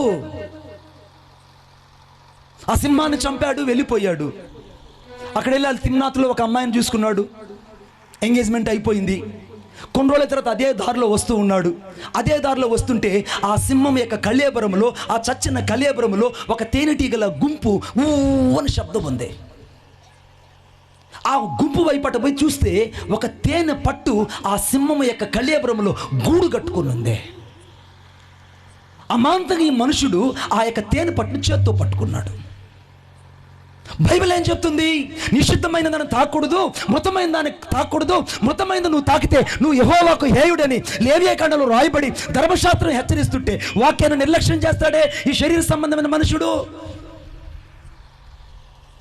ఈ శరీర సంబంధమైన మనుషుడు వాక్యాన్ని నిర్లక్ష్యం చేసి ఆ మృతమైన దానిని, ఆ కళేబరాన్ని తాకూడదని దేవుని వాక్యం చెప్తున్నా, నాజీరు చేయబడిన వ్యక్తి, ప్రతిష్ఠించబడిన వ్యక్తి, ప్రత్యేకించబడిన వ్యక్తి ఆ నాజీరు చేయబడిన మాట కూడా పక్కకు పెట్టి ఆ మృత కళేబరాన్ని తేనె పట్టు తీసుకొని తిని తనతో పాటు తల్లిదండ్రులకు ఇచ్చాడు. అది ఎక్కడి నుంచి వచ్చిందో కూడా అమ్మా నాన్నకు చెప్పలేదు. బల్లి పిల్లోడు, బల్లి కొరవలోనే పుట్టాడు వీడు. కొంతమంది బల్లి పిల్లలు అమ్మా నాన్నకు చెప్పరు. అన్నీ అయిపోయిన తర్వాత అమ్మా ఇటు జరిగిందమ్మా. ఎందుకు అట్టు తెచ్చుకుంటావు నువ్వు? దేవుని బిడ్డవు ఏది జరిగినా అమ్మా నాన్నకు చెప్పడానికి ప్రయత్నించు. సంసోను చేసిన మొదటి తప్పు ఏంటో తెలిసిన, తన తల్లిదండ్రుల తన జీవితాన్ని దాచాడు, పాపాన్ని దాచాడు. అక్కడే స్టార్ట్ అయింది పతనం. కుటుంబాల్లో ఎందుకు బల్లి పిల్లలు చెడిపోతున్నారు అని అంటే, ఆ బల్లి పిల్లలు అమ్మా నాన్నతో మాట్లాడరు, ఆ తల్లిదండ్రులు బల్లి పిల్లలతో మాట్లాడరు. పిల్లల్లో చూడండి, తల్లిదండ్రులు ఒక పక్క సెల్ ఫోన్ పెట్టుకుంటారు, పిల్లలు ఒక పక్క సెల్ ఫోన్ పెట్టుకుంటారు. ఒకరికొకరికి కమ్యూనికేషన్ సంబంధాలు ఉండవు. కుటుంబ వ్యవస్థ పతనం అయిపోతుంది రయ్యా ఈ సెల్ ఫోన్ వల్ల. నువ్వు మారవు, నీ సెల్ ఫోన్ మారదు. నీ సెల్ ఫోన్లో నీ కుక్క మూతులు, నక్క మూతులు, సెల్ఫీలు మారవు. అర్థమైందా? ఇప్పుడు ఈ సంసారం చేసిన మొదటి పని ఏంటంటే నిషిద్ధమైన దాన్ని తిని దేవుని దృష్టికి అపవిత్రుడైపోయాడు. రెండోసారి ఏం చేసాడో తెలుసా? రెండోసారి నాకు చాలా ఆశ్చర్యమైన సంఘటన. నాజీరు చేయబడిన వ్యక్తి అసలు పెళ్లి చేసుకోకూడదు, పవిత్రుడై ఉండాలి, ఏ స్త్రీని ముట్టకూడదని లేవియకాండం 26 నుంచి 28 వరకు రాయబడి ఉంటే, ఈ మనుషుడు ఒకేసారి ఏం చేశాడో ఒకసారి వాక్యం చూద్దాం. మీరు ఒకసారి చూడండి నాతో పాటు. అనగా న్యాయాధిపతుల గ్రంథం 14వ అధ్యాయం 16వ వచనంలో అతడు ఆ ప్రాంతానికి వెళ్ళి, తెకోవ ప్రాంతానికి వెళ్ళి ఒక స్త్రీని కనుగొని, తన తల్లిదండ్రులు వద్దన్నా ఆ సంబంధం మనకు వద్దురాయ్యా, ఆ సంబంధం మనకు వద్దు, వాళ్ళు మంచోళ్ళు కాదు అని చెప్పినా కూడా అమ్మా నాన్న ఎగటాయించి నాకు ఆ అమ్మాయే కావాలి, ఆ నత్తముక్కిదే కావాలి, ఆ కుక్క ముద్దే కావాలని పెళ్లి చేసుకున్నాడు. చాలామంది యవనస్తులు అమ్మా నాన్న తెచ్చిన సంబంధాలు తెచ్చుకోరు. అర్థమైందా? వాళ్ళు అప్పుడు సర్కస్ ఫీట్లు చేస్తుంటారు ప్రేమలో పడి.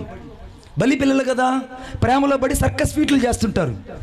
ఆ తర్వాత వాడు విశ్వరూపం బయటపడిన తర్వాత ఈ అమ్మాయికి ఉంటాయి చూడు పాటలు, అంతా ఇంత కాదు. ఈ రాత్రి పరిశుద్ధాత్మ దేవుడిని హెచ్చరిస్తున్నాడు. తల్లిదండ్రులకు హెచ్చరిస్తాడు ఈ మనుషుడు. నాకు ఆ అమ్మాయి నచ్చింది, ఆ అమ్మాయిని తెచ్చి నాకు పెళ్లి చేయండి అని. ఆ అమ్మాయిని తెచ్చి పెళ్లి చేశారు. ఆ అమ్మాయితో ఏమైనా కాపురం చేశాడంటే ఆ అమ్మాయికి చెడ్డ బుద్ధి సంసోను యొక్క స్నేహితుడితో వెళ్ళిపోయింది. సంసారం కూలిపోయింది. అంతటి దేవుని బుద్ధి తెచ్చుకొని ఆగాడా? రెండోసారి ఏం చేశాడో చూడండి నాతో పాటు, దయచేసి నాతో పాటు చూడండి. అనగా ఇదే న్యాయాధిపతుల గ్రంథం 16వ అధ్యాయము 1వ వచనములో గాజా అనే పట్టణానికి వెళ్ళి అక్కడ వేశ్యను ఒకటి కనుగొని ఆ వేశ్యతో వెళ్ళాడు. ఎంత భయంకరమైనటువంటి శపితము! యోబు గ్రంథం 26వ అధ్యాయంలో నేను పరస్త్రీని ఎలాగూ చూతును, నేను ఇక పరిస్థితిని చూడనని నా కన్నులతోనే నిబంధన చేసుకున్నానని యోబు అంటుంటే, వాక్యం నిబంధన చేసుకోమంటుంటే, ఈ వ్యక్తి మాత్రం నిబంధన చేసుకోకుండా వాక్యమైన నిబంధన మీరి దేవుని వాక్యానికి వ్యతిరేకంగా బతుకుతూ శరీరానుసారంగా రెండో పెళ్లి కూడా సిద్ధపడ్డాడు. అసలు నాజీరు చేయబడిన వ్యక్తి జీవితంలో స్త్రీయే ఉండకూడదని వాక్యం చెప్తుంటే, మొదటమ్మాయి వెళ్ళింది కాస్త వెళ్ళిపోతే జీవితం సర్దుకుంటూ పోయి ఉండేది కదా. కొంతమంది కాలిన తర్వాత వాతలు చూసుకుని అర్థమవుతాయి జీవితం అంటే ఏంటనేది. కాలిన తర్వాత వాతలు చూస్తే అర్థమవుతాయి రోత ఎంత ఉంటుందో అనేది. నవ్వడానికి చెప్పట్లేదు నేను. ఇక జరిగిన సంఘటన అంటే తెలుసా, రెండవసారి ఆ గాజా అయిన ఊర్లోకి వెళ్ళాడు. ఆ గాజా అయిన ఊర్లోకి వెళ్ళి వేశ్యను ఒకడు చూసి ఆ అమ్మాయితో శయనించాడు. వేశ్యను తాకూడదు, నాజీరు చేయబడిన వ్యక్తి తాకాడు. దేవుడు చూస్తూ చూస్తూ చూస్తూ అలాగా పక్కకి వెళ్ళిపోవడం ప్రారంభించాడు. నిషిద్ధమైంది తిన్నాడు, అయినా దేవుడు ఒకసారి క్షమించాడు. కాస్త బుద్ధి తెచ్చుకుంటాడులే, కాస్త మారు మనసు పొందుతాడులే, ఏదో వాక్యం వింటున్నాడులే, కాస్త బుద్ధి మార్చుకుంటాడు, నడక మార్చుకుంటాడు, జీవితం మార్చుకుంటాడని God has given the first chance to him. మొదటి అవకాశాన్ని ఇచ్చాడు, అయినా తృణీకరించాడు. రెండో అవకాశాన్ని, మొదటి భార్యను చేసుకున్నాడు, వెళ్ళిపోయింది. రెండో అమ్మాయిని అమ్మాయి వేశ్యతో పోయాడు, అక్కడ అమ్మాయిని వదిలిపెట్టాడు. మూడోసారి ఏం చేశాడు తెలుసా, అనగా 16వ అధ్యాయం 4వ వచనంలో తెకోవ అనే ఒక ప్రాంతానికి వెళ్ళి అక్కడ దెలీలా అనేటువంటి ఒక దెయ్యాన్ని చూశాడు. ఆ దెలీలా అనే ఒక దెయ్యాన్ని చూసి ఆ దెయ్యం ప్రేమలో పడ్డాడు. 3 ఆప్షన్లు ఇచ్చాడు దేవుడు. మొదటిదేమో ఆ యొక్క సింహపు కళేబరంలో తిన్నా కూడా దేవుడు క్షమించి బతికించాడు. రెండవసారి ఆ అమ్మాయిని పెళ్లి చేసుకున్న దేవుడు క్షమించాడు. రెండోసారి చేసుకున్న క్షమించాడు. మూడోసారి తప్పు చేసిన క్షమించాడు. ఇన్ని క్షమాపణలు ఎందుకంటే ఈ మనుషుడు ఏ రీతికైనా సంపూర్ణుడుగా శరీరాన్ని వదులుకొని ఆత్మ సంబంధిగా బతకాలన్నది దేవుని ఉద్దేశం. కొట్టండి చప్పట్లు గట్టిగా, ఇంకా గట్టిగా. నా దేవుడు గుడ్డి దేవుడు కాదు చూస్తూ ఉండడానికి. నా దేవుడు కళ్ళు లేని దేవుడు కాదు నువ్వు చేస్తున్న పాపాన్ని బట్టి నేను ఇంకా బతికించడానికి. ఎప్పుడు నేను పెకిలించి అవతలు వేసేసి ఉంటాడు. కొంతమంది అంటారు నా దగ్గరకు వచ్చి, మణిబాబు గారు నేను దశమ భాగం ఇవ్వట్లేదు, నేను బతికే ఉన్నాను, నాకేం కావట్లేదే. బతుకు అయ్యా, నేను చర్చికి పోవట్లేదు, ఆదివారం కూడా నేను అటు ఇటు పరిగెడుతున్నా, మరి నాకేం కాలేదు, బాగానే ఉన్నానే, ఉండు. అయ్యా, నేను అనేక సార్లు పాస్టర్ గారి మీద తిరగబడతాను, పాస్టర్ అమ్మని వెగతాలు చేస్తాను, చర్చి వాళ్ళందరూ నేను కామెంట్ చేస్తుంటాను, ఇదే నాకు పని, అయినా కామెంట్ చెయ్యి. వాక్యం ఏం చెప్తుందో తెలుసా? వాని క్రియల చొప్పున ప్రతి వానికి నేను సిద్ధపరిచిన జీతము నా చేతిలో ఉంది. కొట్టండి చప్పట్లు గట్టిగా. నువ్వు శరీరానుసారం అయితే శరీరమైన జీతం వస్తుంది. అర్థమవుతుంది నీకు? ఇప్పుడు మనుషుడు ఏం చేశాడు? పరస్త్రీలతో పోయాడు. ఒకరు కాదు, ఇద్దరు కాదు, ముగ్గురు. బుద్ధి మారలా. దేవుడు చూశాడు, 3వ అవకాశం ఇచ్చాడు. ఏంటో తెలుసా? న్యాయాధిపతుల గ్రంథం 16వ అధ్యాయం 19వ వచనంలో అతడు ఆ దెలీలా ఒడిలో పడుకొని ద్రాక్షారసం తాగి మత్తుడయ్యి గాఢ నిద్రలోకి వెళ్ళిన తర్వాత ఆ నాజీరు చేయబడిన వ్యక్తి యొక్క తల వెంట్రుకలు కత్తరించబడుతుంటే ఆ అమ్మాయి యొక్క ప్రేమ మోజులో పడి పరిశుద్ధతను కోల్పోయినట్టే ఉంది రాత్రి నీ జీవితం కూడా. నిన్నే పరిశుద్ధాత్మ దేవుడు హెచ్చరిస్తున్నాడు. నువ్వు శరీర సంబంధమైన మనుషుడుగా ఉన్నావు, బలహీనుడైపోతున్నావు. పైకేమో ఆత్మ సంబంధుడు అనుకుంటున్నావు, కానీ నువ్వు ఆత్మ సంబంధుడు కావయ్యా. దేవుడు నీకు ఎన్ని అవకాశాలు ఇస్తున్నా నీకు సరిపోవట్లేదు. వాళ్ళు అన్నట్టే ఉంది, దశమ భాగ్యం ఉన్న బతికే ఉన్నా, పాపం చేస్తున్న బతికే ఉన్నా, చర్చికి వెళ్ళకపోయినా బతికే ఉన్నా. ఇంకా నువ్వు బతుకున్నావంటే కారణం ఏంటో తెలుసా? దేవుని దీర్ఘ శాంతం అనే పంటలో నిన్ను ఇంకా దేవుడు అట్టి పెట్టున్నాడు కనుక ఈ రాత్రి నువ్వు సజీవంగా ఉండు. నూకలు తింటున్నావు ఈ రాత్రి. కొట్టండి చప్పట్లు గట్టిగా. ఈ రాత్రి కాస్త నూకలు నీ నోటికి వెళుతున్నాయంటే కేవలం దేవుని కృప. నీ శక్తిని బట్టి కాదు, భక్తిని బట్టి కాదు, లేకుంటే నువ్వు ఇచ్చిన కానుకను బట్టి కాదు, ఇవన్నీ బట్టి కాదు. నేను ఎప్పుడో పెకిలించి అవతల పడేసి ఉండగలడు. ఇంకా నిన్ను చంపకుండా ఎందుకు వదిలిపెట్టాడు తెలుసా? ఇంకైనా మారు మనసు పొందుతాడు, ఇంకైనా శరీర సంబంధమైన జీవితాన్ని మార్చుకుంటాడు, ఇంకైనా కాస్త రోషంగా బతుకుతాడు, ఇంకైనా పాప జీవితాన్ని వదిలిపెడతాడని, కాస్త యేసు రక్తంతో కడగబడతాడని హెచ్చరిస్తూ వచ్చాడు. సంసోన్ని ఎన్నిసార్లు హెచ్చరించినా చివరకు క్షౌరము చేయబడి శత్రువు చేతులు బందీ అయిపోయి కనుగుడ్లు పీకబడి గానుగు విసరడం ప్రారంభించాడు. శరీర సంబంధి, నువ్వు ఏమి విత్తుతావు అదే కోస్తావు. మోసపోకుడి. నా దేవుడు వెక్కిరింపబడ్డాడు. ఈ రాత్రి నువ్వు శరీర సంబంధంగా ఉన్నావో, ప్రకృతి సంబంధమైన మనుషుడుగా ఉన్నావో ఆలోచించి చూడు. ఇలా ఎవరు అప్పుడప్పుడు కనబడుతున్నారో కూడా ఆలోచించి చూడు. ఎవరు అప్పుడప్పుడు వచ్చి వెళ్తుంటారో ఆలోచించి చూడు. ఎన్నిసార్లు యేసుక్రీస్తు ప్రభుని బహాటంగా సిలువ వేస్తూ యేసును గాయపరుస్తున్నావో ఆలోచించి చూడు. బ్రెజిల్ దేశంలో ఒక వ్యక్తి ఉండేవాడు. ఆ వ్యక్తి పేరు నాకు చాలా బాగా గుర్తుంది. నవీస్, NAVES, నవీస్. ఈ నవీస్ అనే వ్యక్తి ప్రజలందరి ముందు ఒక మాట చెప్పాడు. బ్రెజిల్ దేశంలో నాకు 5 లక్షల ఓట్లుగాను వస్తే, దేవుడే నన్ను అడ్డగించిన, దేవుడే నాకు అడ్డుపడిన, నేను బ్రెజిల్ దేశానికి రాష్ట్రపతిని అవుతానన్నాడు. రికార్డెడ్గా ఉంది. ఎలక్షన్ అయిపోయింది. 5,26,000 ఓట్లు వచ్చేవాడికి, ఆ నవీస్ అనే వ్యక్తికి. అతనికి రాష్ట్రపతిగా ప్రకటించబడ్డాడు. రేపు ఉదయాన 9:45 ప్రమాణ స్వీకారం బ్రెజిల్ దేశంలో. రేపు ఉదయాన ప్రమాణ స్వీకారం 9:40 అక్కడికి వెళ్ళి అతను సంతకం పెట్టి ఆ దేశానికి రాష్ట్రపతిగా, రాజుగా అక్కడ సింహాసనం మీద కూర్చోవాలి. సరిగ్గా 8 గంటలకి గుండె పోటు వచ్చి చచ్చాడు.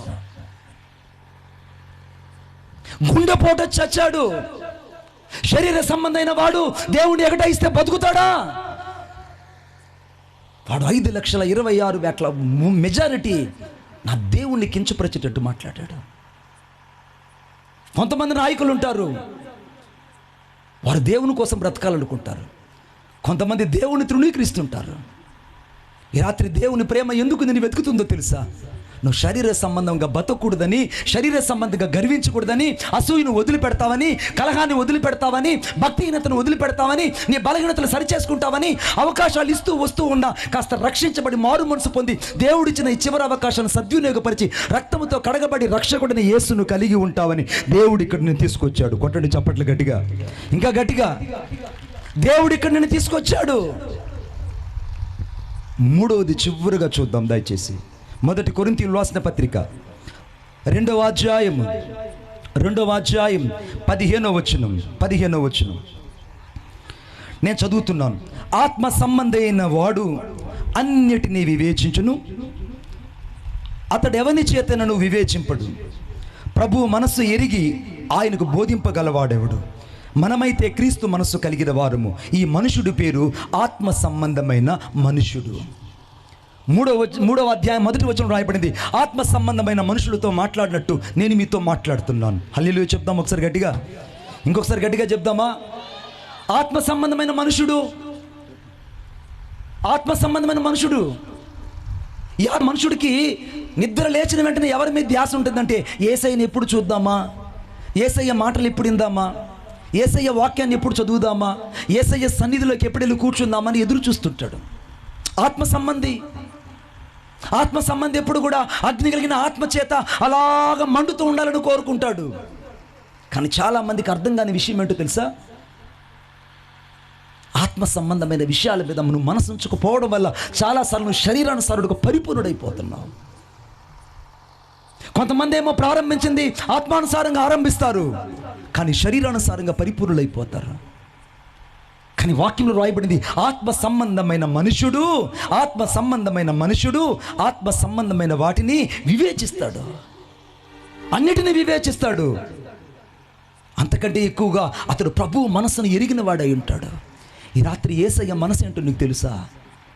నువ్వు ఆత్మ సంబంధమైన మనిషివే, కానీ యేసయ్య మనసు ఎలా ఉంటుందో, ఆయన మనసు నీ గురించి ఏమనుకుంటుందో ఎప్పుడైనా ఆయన మనసు గురించి నువ్వు ఆలోచన చేసావా?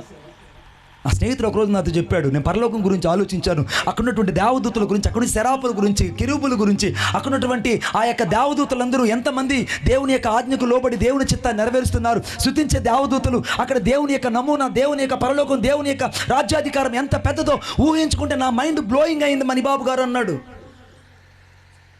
ప్రభు మనసు ఎరిగితేనే నీకు అలా ఉందే, ప్రభు మనసు నీ పట్ల ఏమైందో నువ్వు ఎరిగితే నువ్వు ఇక్కడ ఉంటావా? ప్రభు మనసు నీ పట్ల ఏమైందో ఎప్పుడైనా నువ్వు గ్రహించగలిగావా? నా గురించి నువ్వు ఏమనుకుంటున్నావు యేసయ్యని ఎప్పుడన్నా అడిగావా? ప్రభు నీ పట్ల నా తలంపు ఏమైందని ఎప్పుడైనా అడిగావా? ప్రభు నన్ను ఎలా నువ్వు వాడుకోవాలంటున్నావు అని అడిగావా? ఎప్పుడైనా నేను నీకు ఎలా పనికొస్తానో నన్ను కాస్త చూడయ్యానని ఎప్పుడైనా అడిగావా? నీకు సమయం లేదు, నువ్వు బిజీ. నీకున్నంత బిజీ ఎవరికి లేదు. సువార్తకు రమ్మంటే రావు, సువార్త చేయమంటే చేయవు, దేవుని పని చేయమంటే చేయవు, వాగ్దానాలకు నేను నమ్మవు. అంతకంటే ఎక్కువగా వాక్యమైనటువంటి దేవుని శక్తిని అర్థం చేసుకోవడానికి సమయాన్ని కేటాయించవు. పేరుకి చేతిలో బైబిల్ పెట్టుకొని తిరుగుతుంటాడు వీడు, ఊరంతా తిరుగుతుంటాడు. తప్పు చేస్తున్నావు నువ్వు. ఆత్మ సంబంధమైన మనుషుడు అన్ని విషయాలను వివేచిస్తాడు. ప్రభువు మనసును ఎరిగి ఉంటాడు.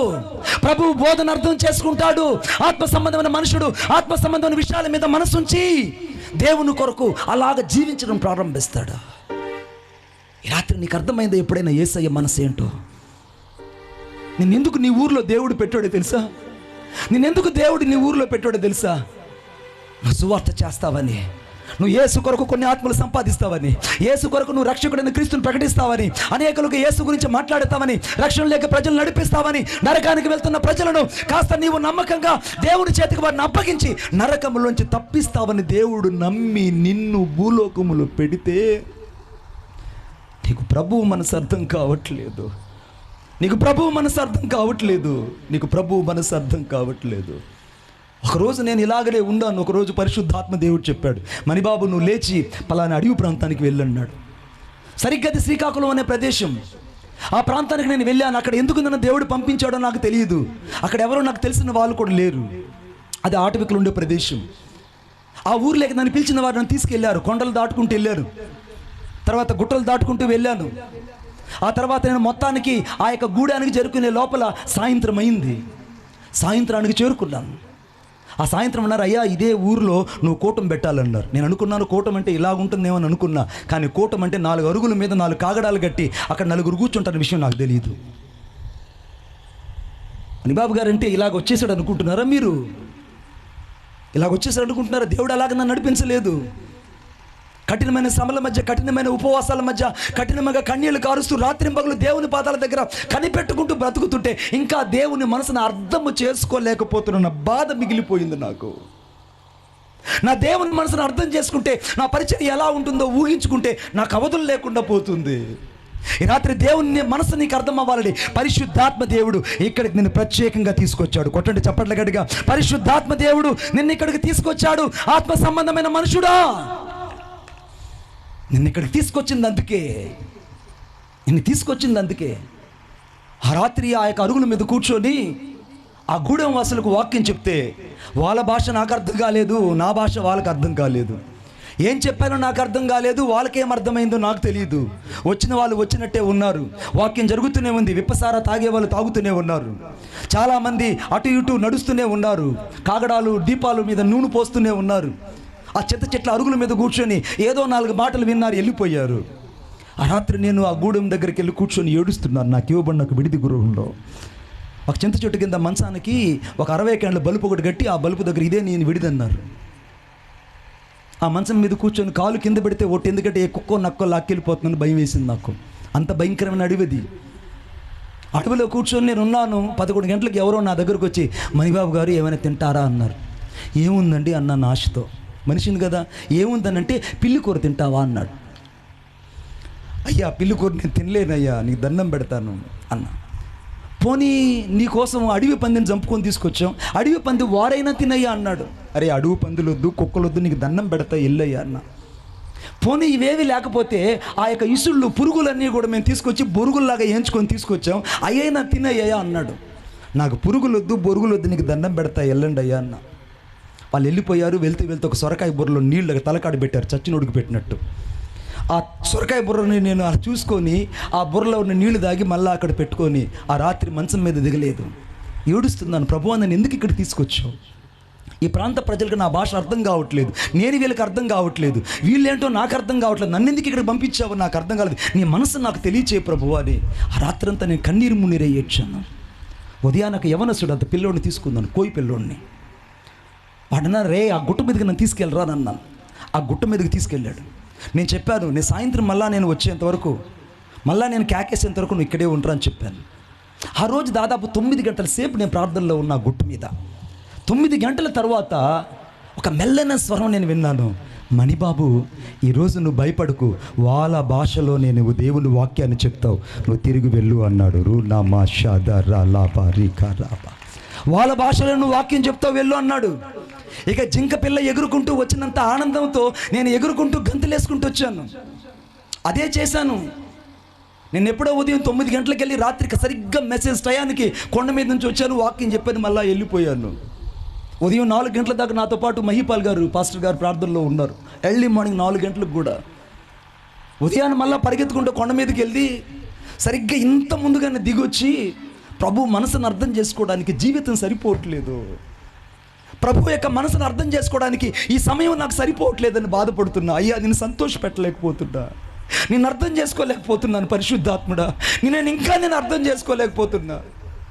నువ్వు నా మీద పెట్టుకున్న ఆశ ఎంతో నేను అర్థం చేసుకోలేకపోతున్నా, నీ మనసును నేను గ్రహించలేకపోతున్నాను.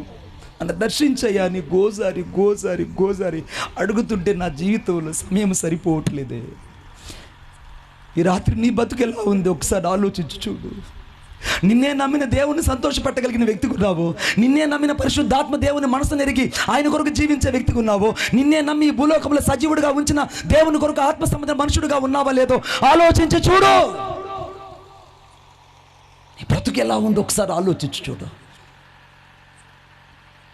సాయంత్రం త్వరగా కిందకు వచ్చి ఆ తడి దగ్గర, అంటే తడికలు ఆ పెడి దగ్గర నాలుగు పక్కల చీరలు అలా కట్టుకొని ఆ పెడి దగ్గర కూర్చొని నీళ్లు పోసుకొని త్వరగా నేను రెడీ అయ్యి నేరుగా వాళ్ళ దగ్గరికి వెళ్ళాను. వాళ్ళ ఆచారం ప్రకారంగా కొమ్ములు కిరీటం ఒకటి పెట్టారు, పెద్ద జిమ్మీ పౌడ, అద్దాల జిమ్మీ పౌడ ఉంది కదా, అద్దాల జిమ్మీ పౌడ నాకు తగిలిచ్చారు. నేను వస్తుంటే పంచాయతీ వాళ్ళు రోడ్లు ఊడ్చుకొని వచ్చినట్టుంది నా వెనకల. ఆ పంచాయతీ వాళ్ళు రోడ్లు ఊడ్చుకొని వచ్చినట్టుంది విజయ్ కుమార్ అయ్య గారు. అలా ఉంది నా పరిస్థితి.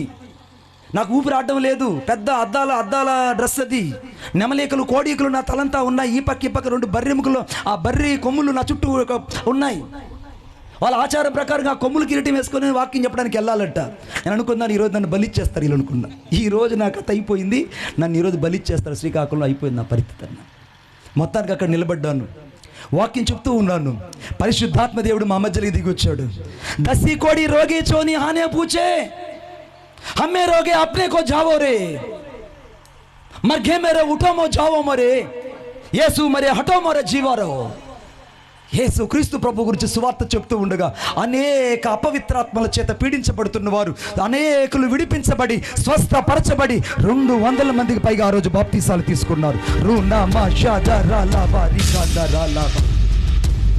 అబ్నే తాను మల్కే మావు कोई की दो कोनी रे, अपने तानु मलके मावु कोई की दो कोनी रे, येसु देवो एकलो से भावी कामों की दो रे, तोरे मेरो सतेरो देवो जागो रे देवो मलकेरो देवो, तोरे देवो सतेरो देवो मलकेरो देवो जागो रे देवो. వాళ్ళ భాష వాళ్ళ ఆచారం అలాగనాలి. అనండి ఏందిరా నాయన బ్యాట్నో తల్లే. పోనీ అన్నయ్య మీరు అనండి వాళ్ళ ఆచారం ఏంటి అనండి ఒకసారి. రమేష్ గారు మీరు అనండి అయ్యా, చక్కగా అంట మంచి సింగర్ కదా నువ్వు. కోటీశ్వరం అన్న అనండి అన్న, ఏసై కోసం అన్నా అనండి అన్న, పరుగు పోతుంది నాకు వాళ్ళ ముందు అనండి. అదిగో ఇప్పుడు అనండి.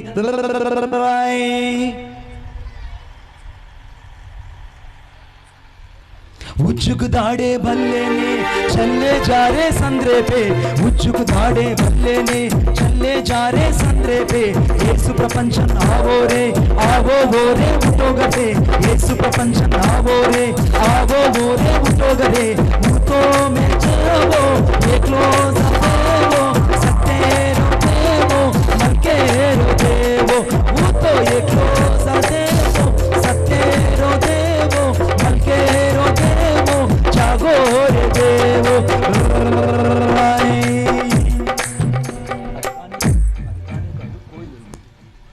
అడవిలో సరేనా? ఓకే, బంజారు పంట చప్పట్లైనా కొట్టంటారు ఆయన. చేతులుండి చప్పట్లు కొడితే పండుగ, చేతులుండి చప్పట్లు కొట్టకపోతే దండగ. చేతులు ఉన్నాయో లేదో ఒకసారి చూపించండి. బా ఎంత అందంగా ఉన్నాయో చేతులు. अपने तानु मल के मावु कोई की दो कोनी रे, अपने तानु मल के मावु कोई की दो कोनी रे, येसु देवो एकलो से पावी कामों की दो रे, येसु देवो एकलो से पावी कामों की दो रे, वो तो एकलो सा देव सारे सतेरो देवो मल के रो देवो जागो रे देवो, वो तो एकलो सा देव सारे सतेरो देव सारे मलकेरो देव सारे जागो रे देव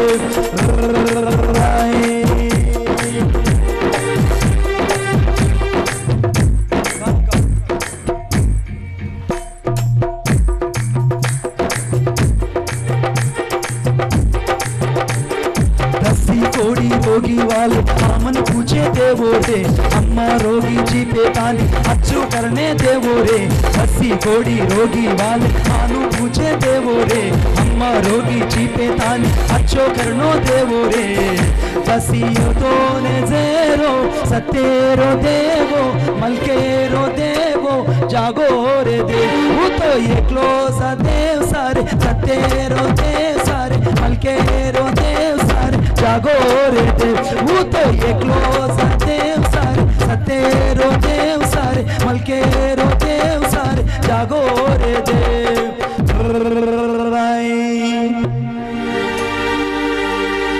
చప్పట్లైనా కొట్టండి అయ్యా.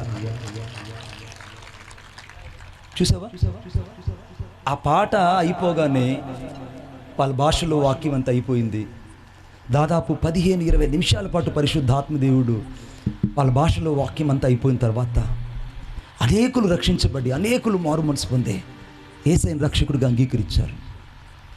ఆ ప్రాంత ప్రజలు నాకు ఫోన్ చేసినప్పుడల్లా అడుగుతుంటారు, అయ్యా ఈ ప్రాంతంలో ఎక్కడైతే మీరు అక్కడ ఆ రచ్చబండ దగ్గర ఆ చిన్న చింత చెట్ల దగ్గర అరుగు మీద వాక్యం చెప్పారో ఆ అరుగు పక్కనే ఒక పెద్ద స్థలాన్ని మేము తీసుకొని ఒక 150 మంది పట్టగలిగిన మందిరాన్ని కట్టారు, మీరు వచ్చి ప్రతిష్ఠించాలని చెప్పారు. నా దేవునికి అసాధ్యమైంది ఏదీ లేదు. నా దేవుడు నీ పట్ల ఒక ప్రణాళిక కలిగి ఉన్నాడు. నువ్వు ఆత్మ సంబంధమైన మనుషుడుగా ఉండాలని, పరిశుద్ధాత్మ దేవుని స్వరాన్ని గుర్తించాలని, దేవుని మనసును అర్థం చేసుకోవాలని, దేవుని మనసులో ఉన్న భావాన్ని నువ్వు అర్థం చేసుకోగలిగితే చాలు. నీ పిల్లలకి ఏం కావాలో నీకు తెలుసు, నీ భార్యకి ఏం కావాలో నీకు తెలుసు, రేపు ఉదయాన భోజనం అయిపోతే ఇంట్లో పరిస్థితి ఏంటో నీకు తెలుసు. ఎప్పుడైనా యేసయ్య మనసు నీకు తెలుసా? దేవుడు నీ నుండి ఏం కోరుకుంటున్నాడో, ఆయన నీ పట్ల ఎటువంటి ప్రణాళిక కలిగి ఉన్నాడో, ఆయన నీ పట్ల ఎటువంటి ఉద్దేశం కలిగి ఉన్నాడో, నువ్వు ఎలాగ ఆయన సంతోష పెట్టాలో, ఏ రీతిగా ఆయన కొరకు సేవ చేస్తే ఆయన మనసు సంతోషపడుతుందో ఎప్పుడైనా యేసుని అడిగావా? యేసుని ఎప్పుడైనా అడిగావా? నువ్వు యేసుని ఎప్పుడైనా నువ్వు అర్థం చేసుకోగలిగావా? యేసుని ఎప్పుడైనా అడిగావా? ఆ గొప్ప దైవజనుడు వాచ్మెన్ ఉండేవాడు. ఆ వాచ్మెన్ యేసుక్రీస్తు ప్రభుని నమ్ముకోవడానికి ఒకే ఒక కారణం, ఇంట్లో నుంచి వెళ్ళిపోయాడు. వాళ్ళ తల్లి కొట్టింది, ఇంట్లో నుంచి వెళ్ళిపోయాడు. తను అలిగి వెళ్ళిపోతుంటే ఒక దగ్గర సువార్త కూటం జరుగుతుంది. ఆ సువార్త కూటంలో వాక్యమిని రక్షించబడ్డాడు. మారు మనసు పొంది తిరిగి మళ్ళీ ఇంటికి వచ్చాడు.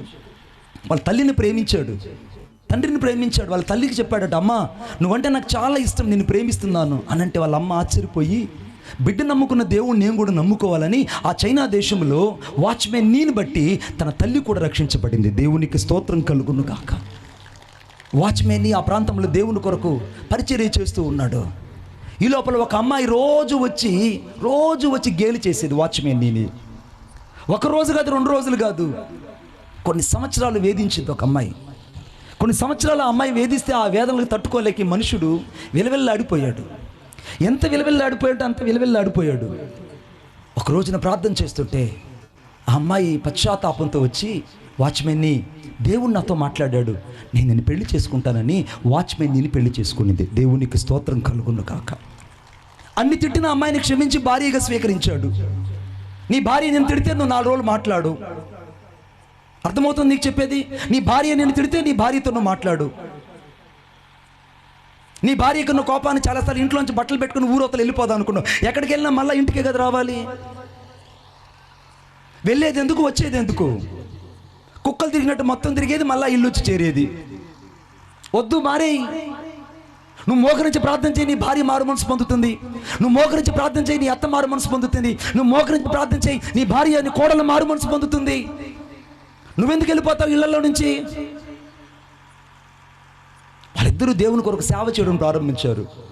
చైనా దేశం వాళ్ళు ఈ వాచ్మెన్ని పట్టుకొని చెరసాలలో వేసేశారు. ఆ చెరసాల కూడా దాదాపు 4 అడుగుల వెడల్పు, 5 అడుగుల లోతు కలిగిన ఒక గొయ్యి. ఆ గొయ్యలో అతన్ని వేసేశారు. దాదాపు అతను 25 సంవత్సరాలు జైల్లో ఉన్నాడు. 25 సంవత్సరాలు. ప్రతిరోజు ఆ యొక్క చైనా దేశపు సైన్యం వచ్చి, ఆ యొక్క సైనికులు వచ్చి యూరిన్ పోసేవాళ్ళు వాచ్మెన్ మీద. యూరిన్ పోసేవాళ్ళు. ఆ యూరిన్ అంతా తలంతా కారిపోతుంటే ఇలా తుడుచుకొని ఆ 4 అడుగుల గొయ్యిలోనే ప్రార్థన చేసేవాడు. ఏదో కొన్ని పుస్తకాలని రాస్తూ ఉండేవాడు రాత్రిపూట కూర్చొని. ఆ చిన్న చిన్న మినుగురు పురుగులాంటి చిన్న చిన్న దీపాల మధ్యలో కూర్చొని. వాచ్మెన్ని రోజు ఆహారం లేకుండా ఇంత అన్నం పెట్టి రోజు వేధించారు. అయినా యేసును వదిలిపెట్టలేదు. ఆ ప్రభుత్వం వాళ్ళు ఎంత వేధించినా ఈ మనుషుడు యేసు ప్రభుని గూర్చి ఒక్కరోజు కూడా నాకు ఆయన తెలియదు అని అనలేదు. యేసు కొరకు నమ్మకంగా జీవించడం ప్రారంభించాడు. అనేకమైన పుస్తకాలు ఆ జైలు గోడల్లో నుంచి రాశాడు. ఆత్మ సంబంధమైన మనుషుడుగా ఆ మనుషుడు బతకడానికి దేవునికి తాను అప్పగించుకున్నాడు. ఒకరోజున తన భార్య ఆ జైలు దగ్గరకు వస్తుంది, తను చూద్దామని. ఒక పెద్ద ట్రిప్పర్ లారీ వచ్చి, వాచ్మెన్ నీ భార్య నీకు తొక్కి చెల్లిపోయింది. వాచ్మెన్ నీ యొక్క భార్య చనిపోతే కనీసం భార్య శవాన్ని చూడడానికి కూడా జైలు అధికారులు అనుమతించలేదు. ఎవరో భార్య శవాన్ని భూస్థాపన చేశారు. తన జైలు గోడల్లో ఏడవడం ప్రారంభించాడు. ఎందుకో తెలుసా? ప్రభువా, నీ మనసు నేను తెలుసుకోవాలి, నీ మనసు నేను తెలుసుకోవాలి ప్రభువా, నీ మనసు నాకు అర్థం అవ్వాలి, నాకు ప్రభు మనసు అర్థం అవ్వాలి. వాచ్మెన్కి పిల్లలు లేరు. 27 సంవత్సరాలు గడిచిపోయింది. జైల్లోంచి ఆ వ్యక్తిని విడిచిపెట్టలేదు ప్రభుత్వం. వేసిందేమో 25 సంవత్సరాల శిక్ష, కానీ ఆ వ్యక్తికి 27 సంవత్సరాలు అయిపోతున్నా చెరలో నుంచి బయటికి రాలేదు. ఒక రోజున వాచ్మెన్ చనిపోయాడని అతని శవాన్ని మూటగట్టి తీసుకొచ్చి రోడ్డు మీద పెట్టేశారు. అక్కడ ఉన్నటువంటి కొంతమంది దేవుని బిడ్డలు తీసుకొని వాచ్మెన్ ఒక మందిరం ముందు అలాగ పెట్టి ఒక బల్లేసి పడుకోబెట్టున్నారు. కడిగేటప్పుడు వాచ్మెన్ చూస్తూ ఉంటే వాచ్మెన్ యొక్క 2 కళ్ళు ఓడబెరకబడి ఉంటాయి. వాచ్మెన్ యొక్క నాలుకను అమాంతంగా బయటికి తీసి తెగ కోసవతల పడేశారు. వాళ్ళ ఉన్న ఒక సైనికుడు చెప్పాడు కొద్ది రోజుల తర్వాత, వాచ్మెన్ మేము అన్నాము చివరిసారిగా, వాచ్మెన్ నీకు ఇప్పుడు 78 సంవత్సరాలు, నువ్వు యేసును గురించి మర్చిపో, యేసును గురించి ఆలోచించడం మర్చిపో, యేసు దేవుడు కాదని చెప్పు చాలు. నేను జైలు గోడ నుంచి వదిలిపెడతామనంటే ఒక్కరోజు కూడా దేవుణ్ణి వదిలిపెట్టలేదు. ఒక్కరోజు కూడా దేవుని మనసును బాధ పెట్టలేదు. ఒక్కరోజు కూడా పరిశుద్ధాత్మ దేవుణ్ణి దుఃఖపరచలేదు. ఒక్కరోజు కూడా పరిశుద్ధాత్మకు వ్యతిరేకంగా పాపం చేయలేదు. ఒక్కరోజు కూడా పరిశుద్ధాత్మ స్వరాన్ని వినడానికి తన జీవితాన్ని దూరపరచుకోలేదు ఆ మనుషుడు. అతను దేవుని కోసం బ్రతుకుతున్న భక్తి జీవితాన్ని చూసి ఓర్వలేక 2 కనుగుడ్లు పెద్ద పెద్ద సోలాలు లాంటివి తీసుకొచ్చి ఆ కనుగుడ్లు 2 పిరికి అవతల పడేశారు. అయినా యేసయ్య గురించి మాట్లాడుతూనే ఉన్నాడట.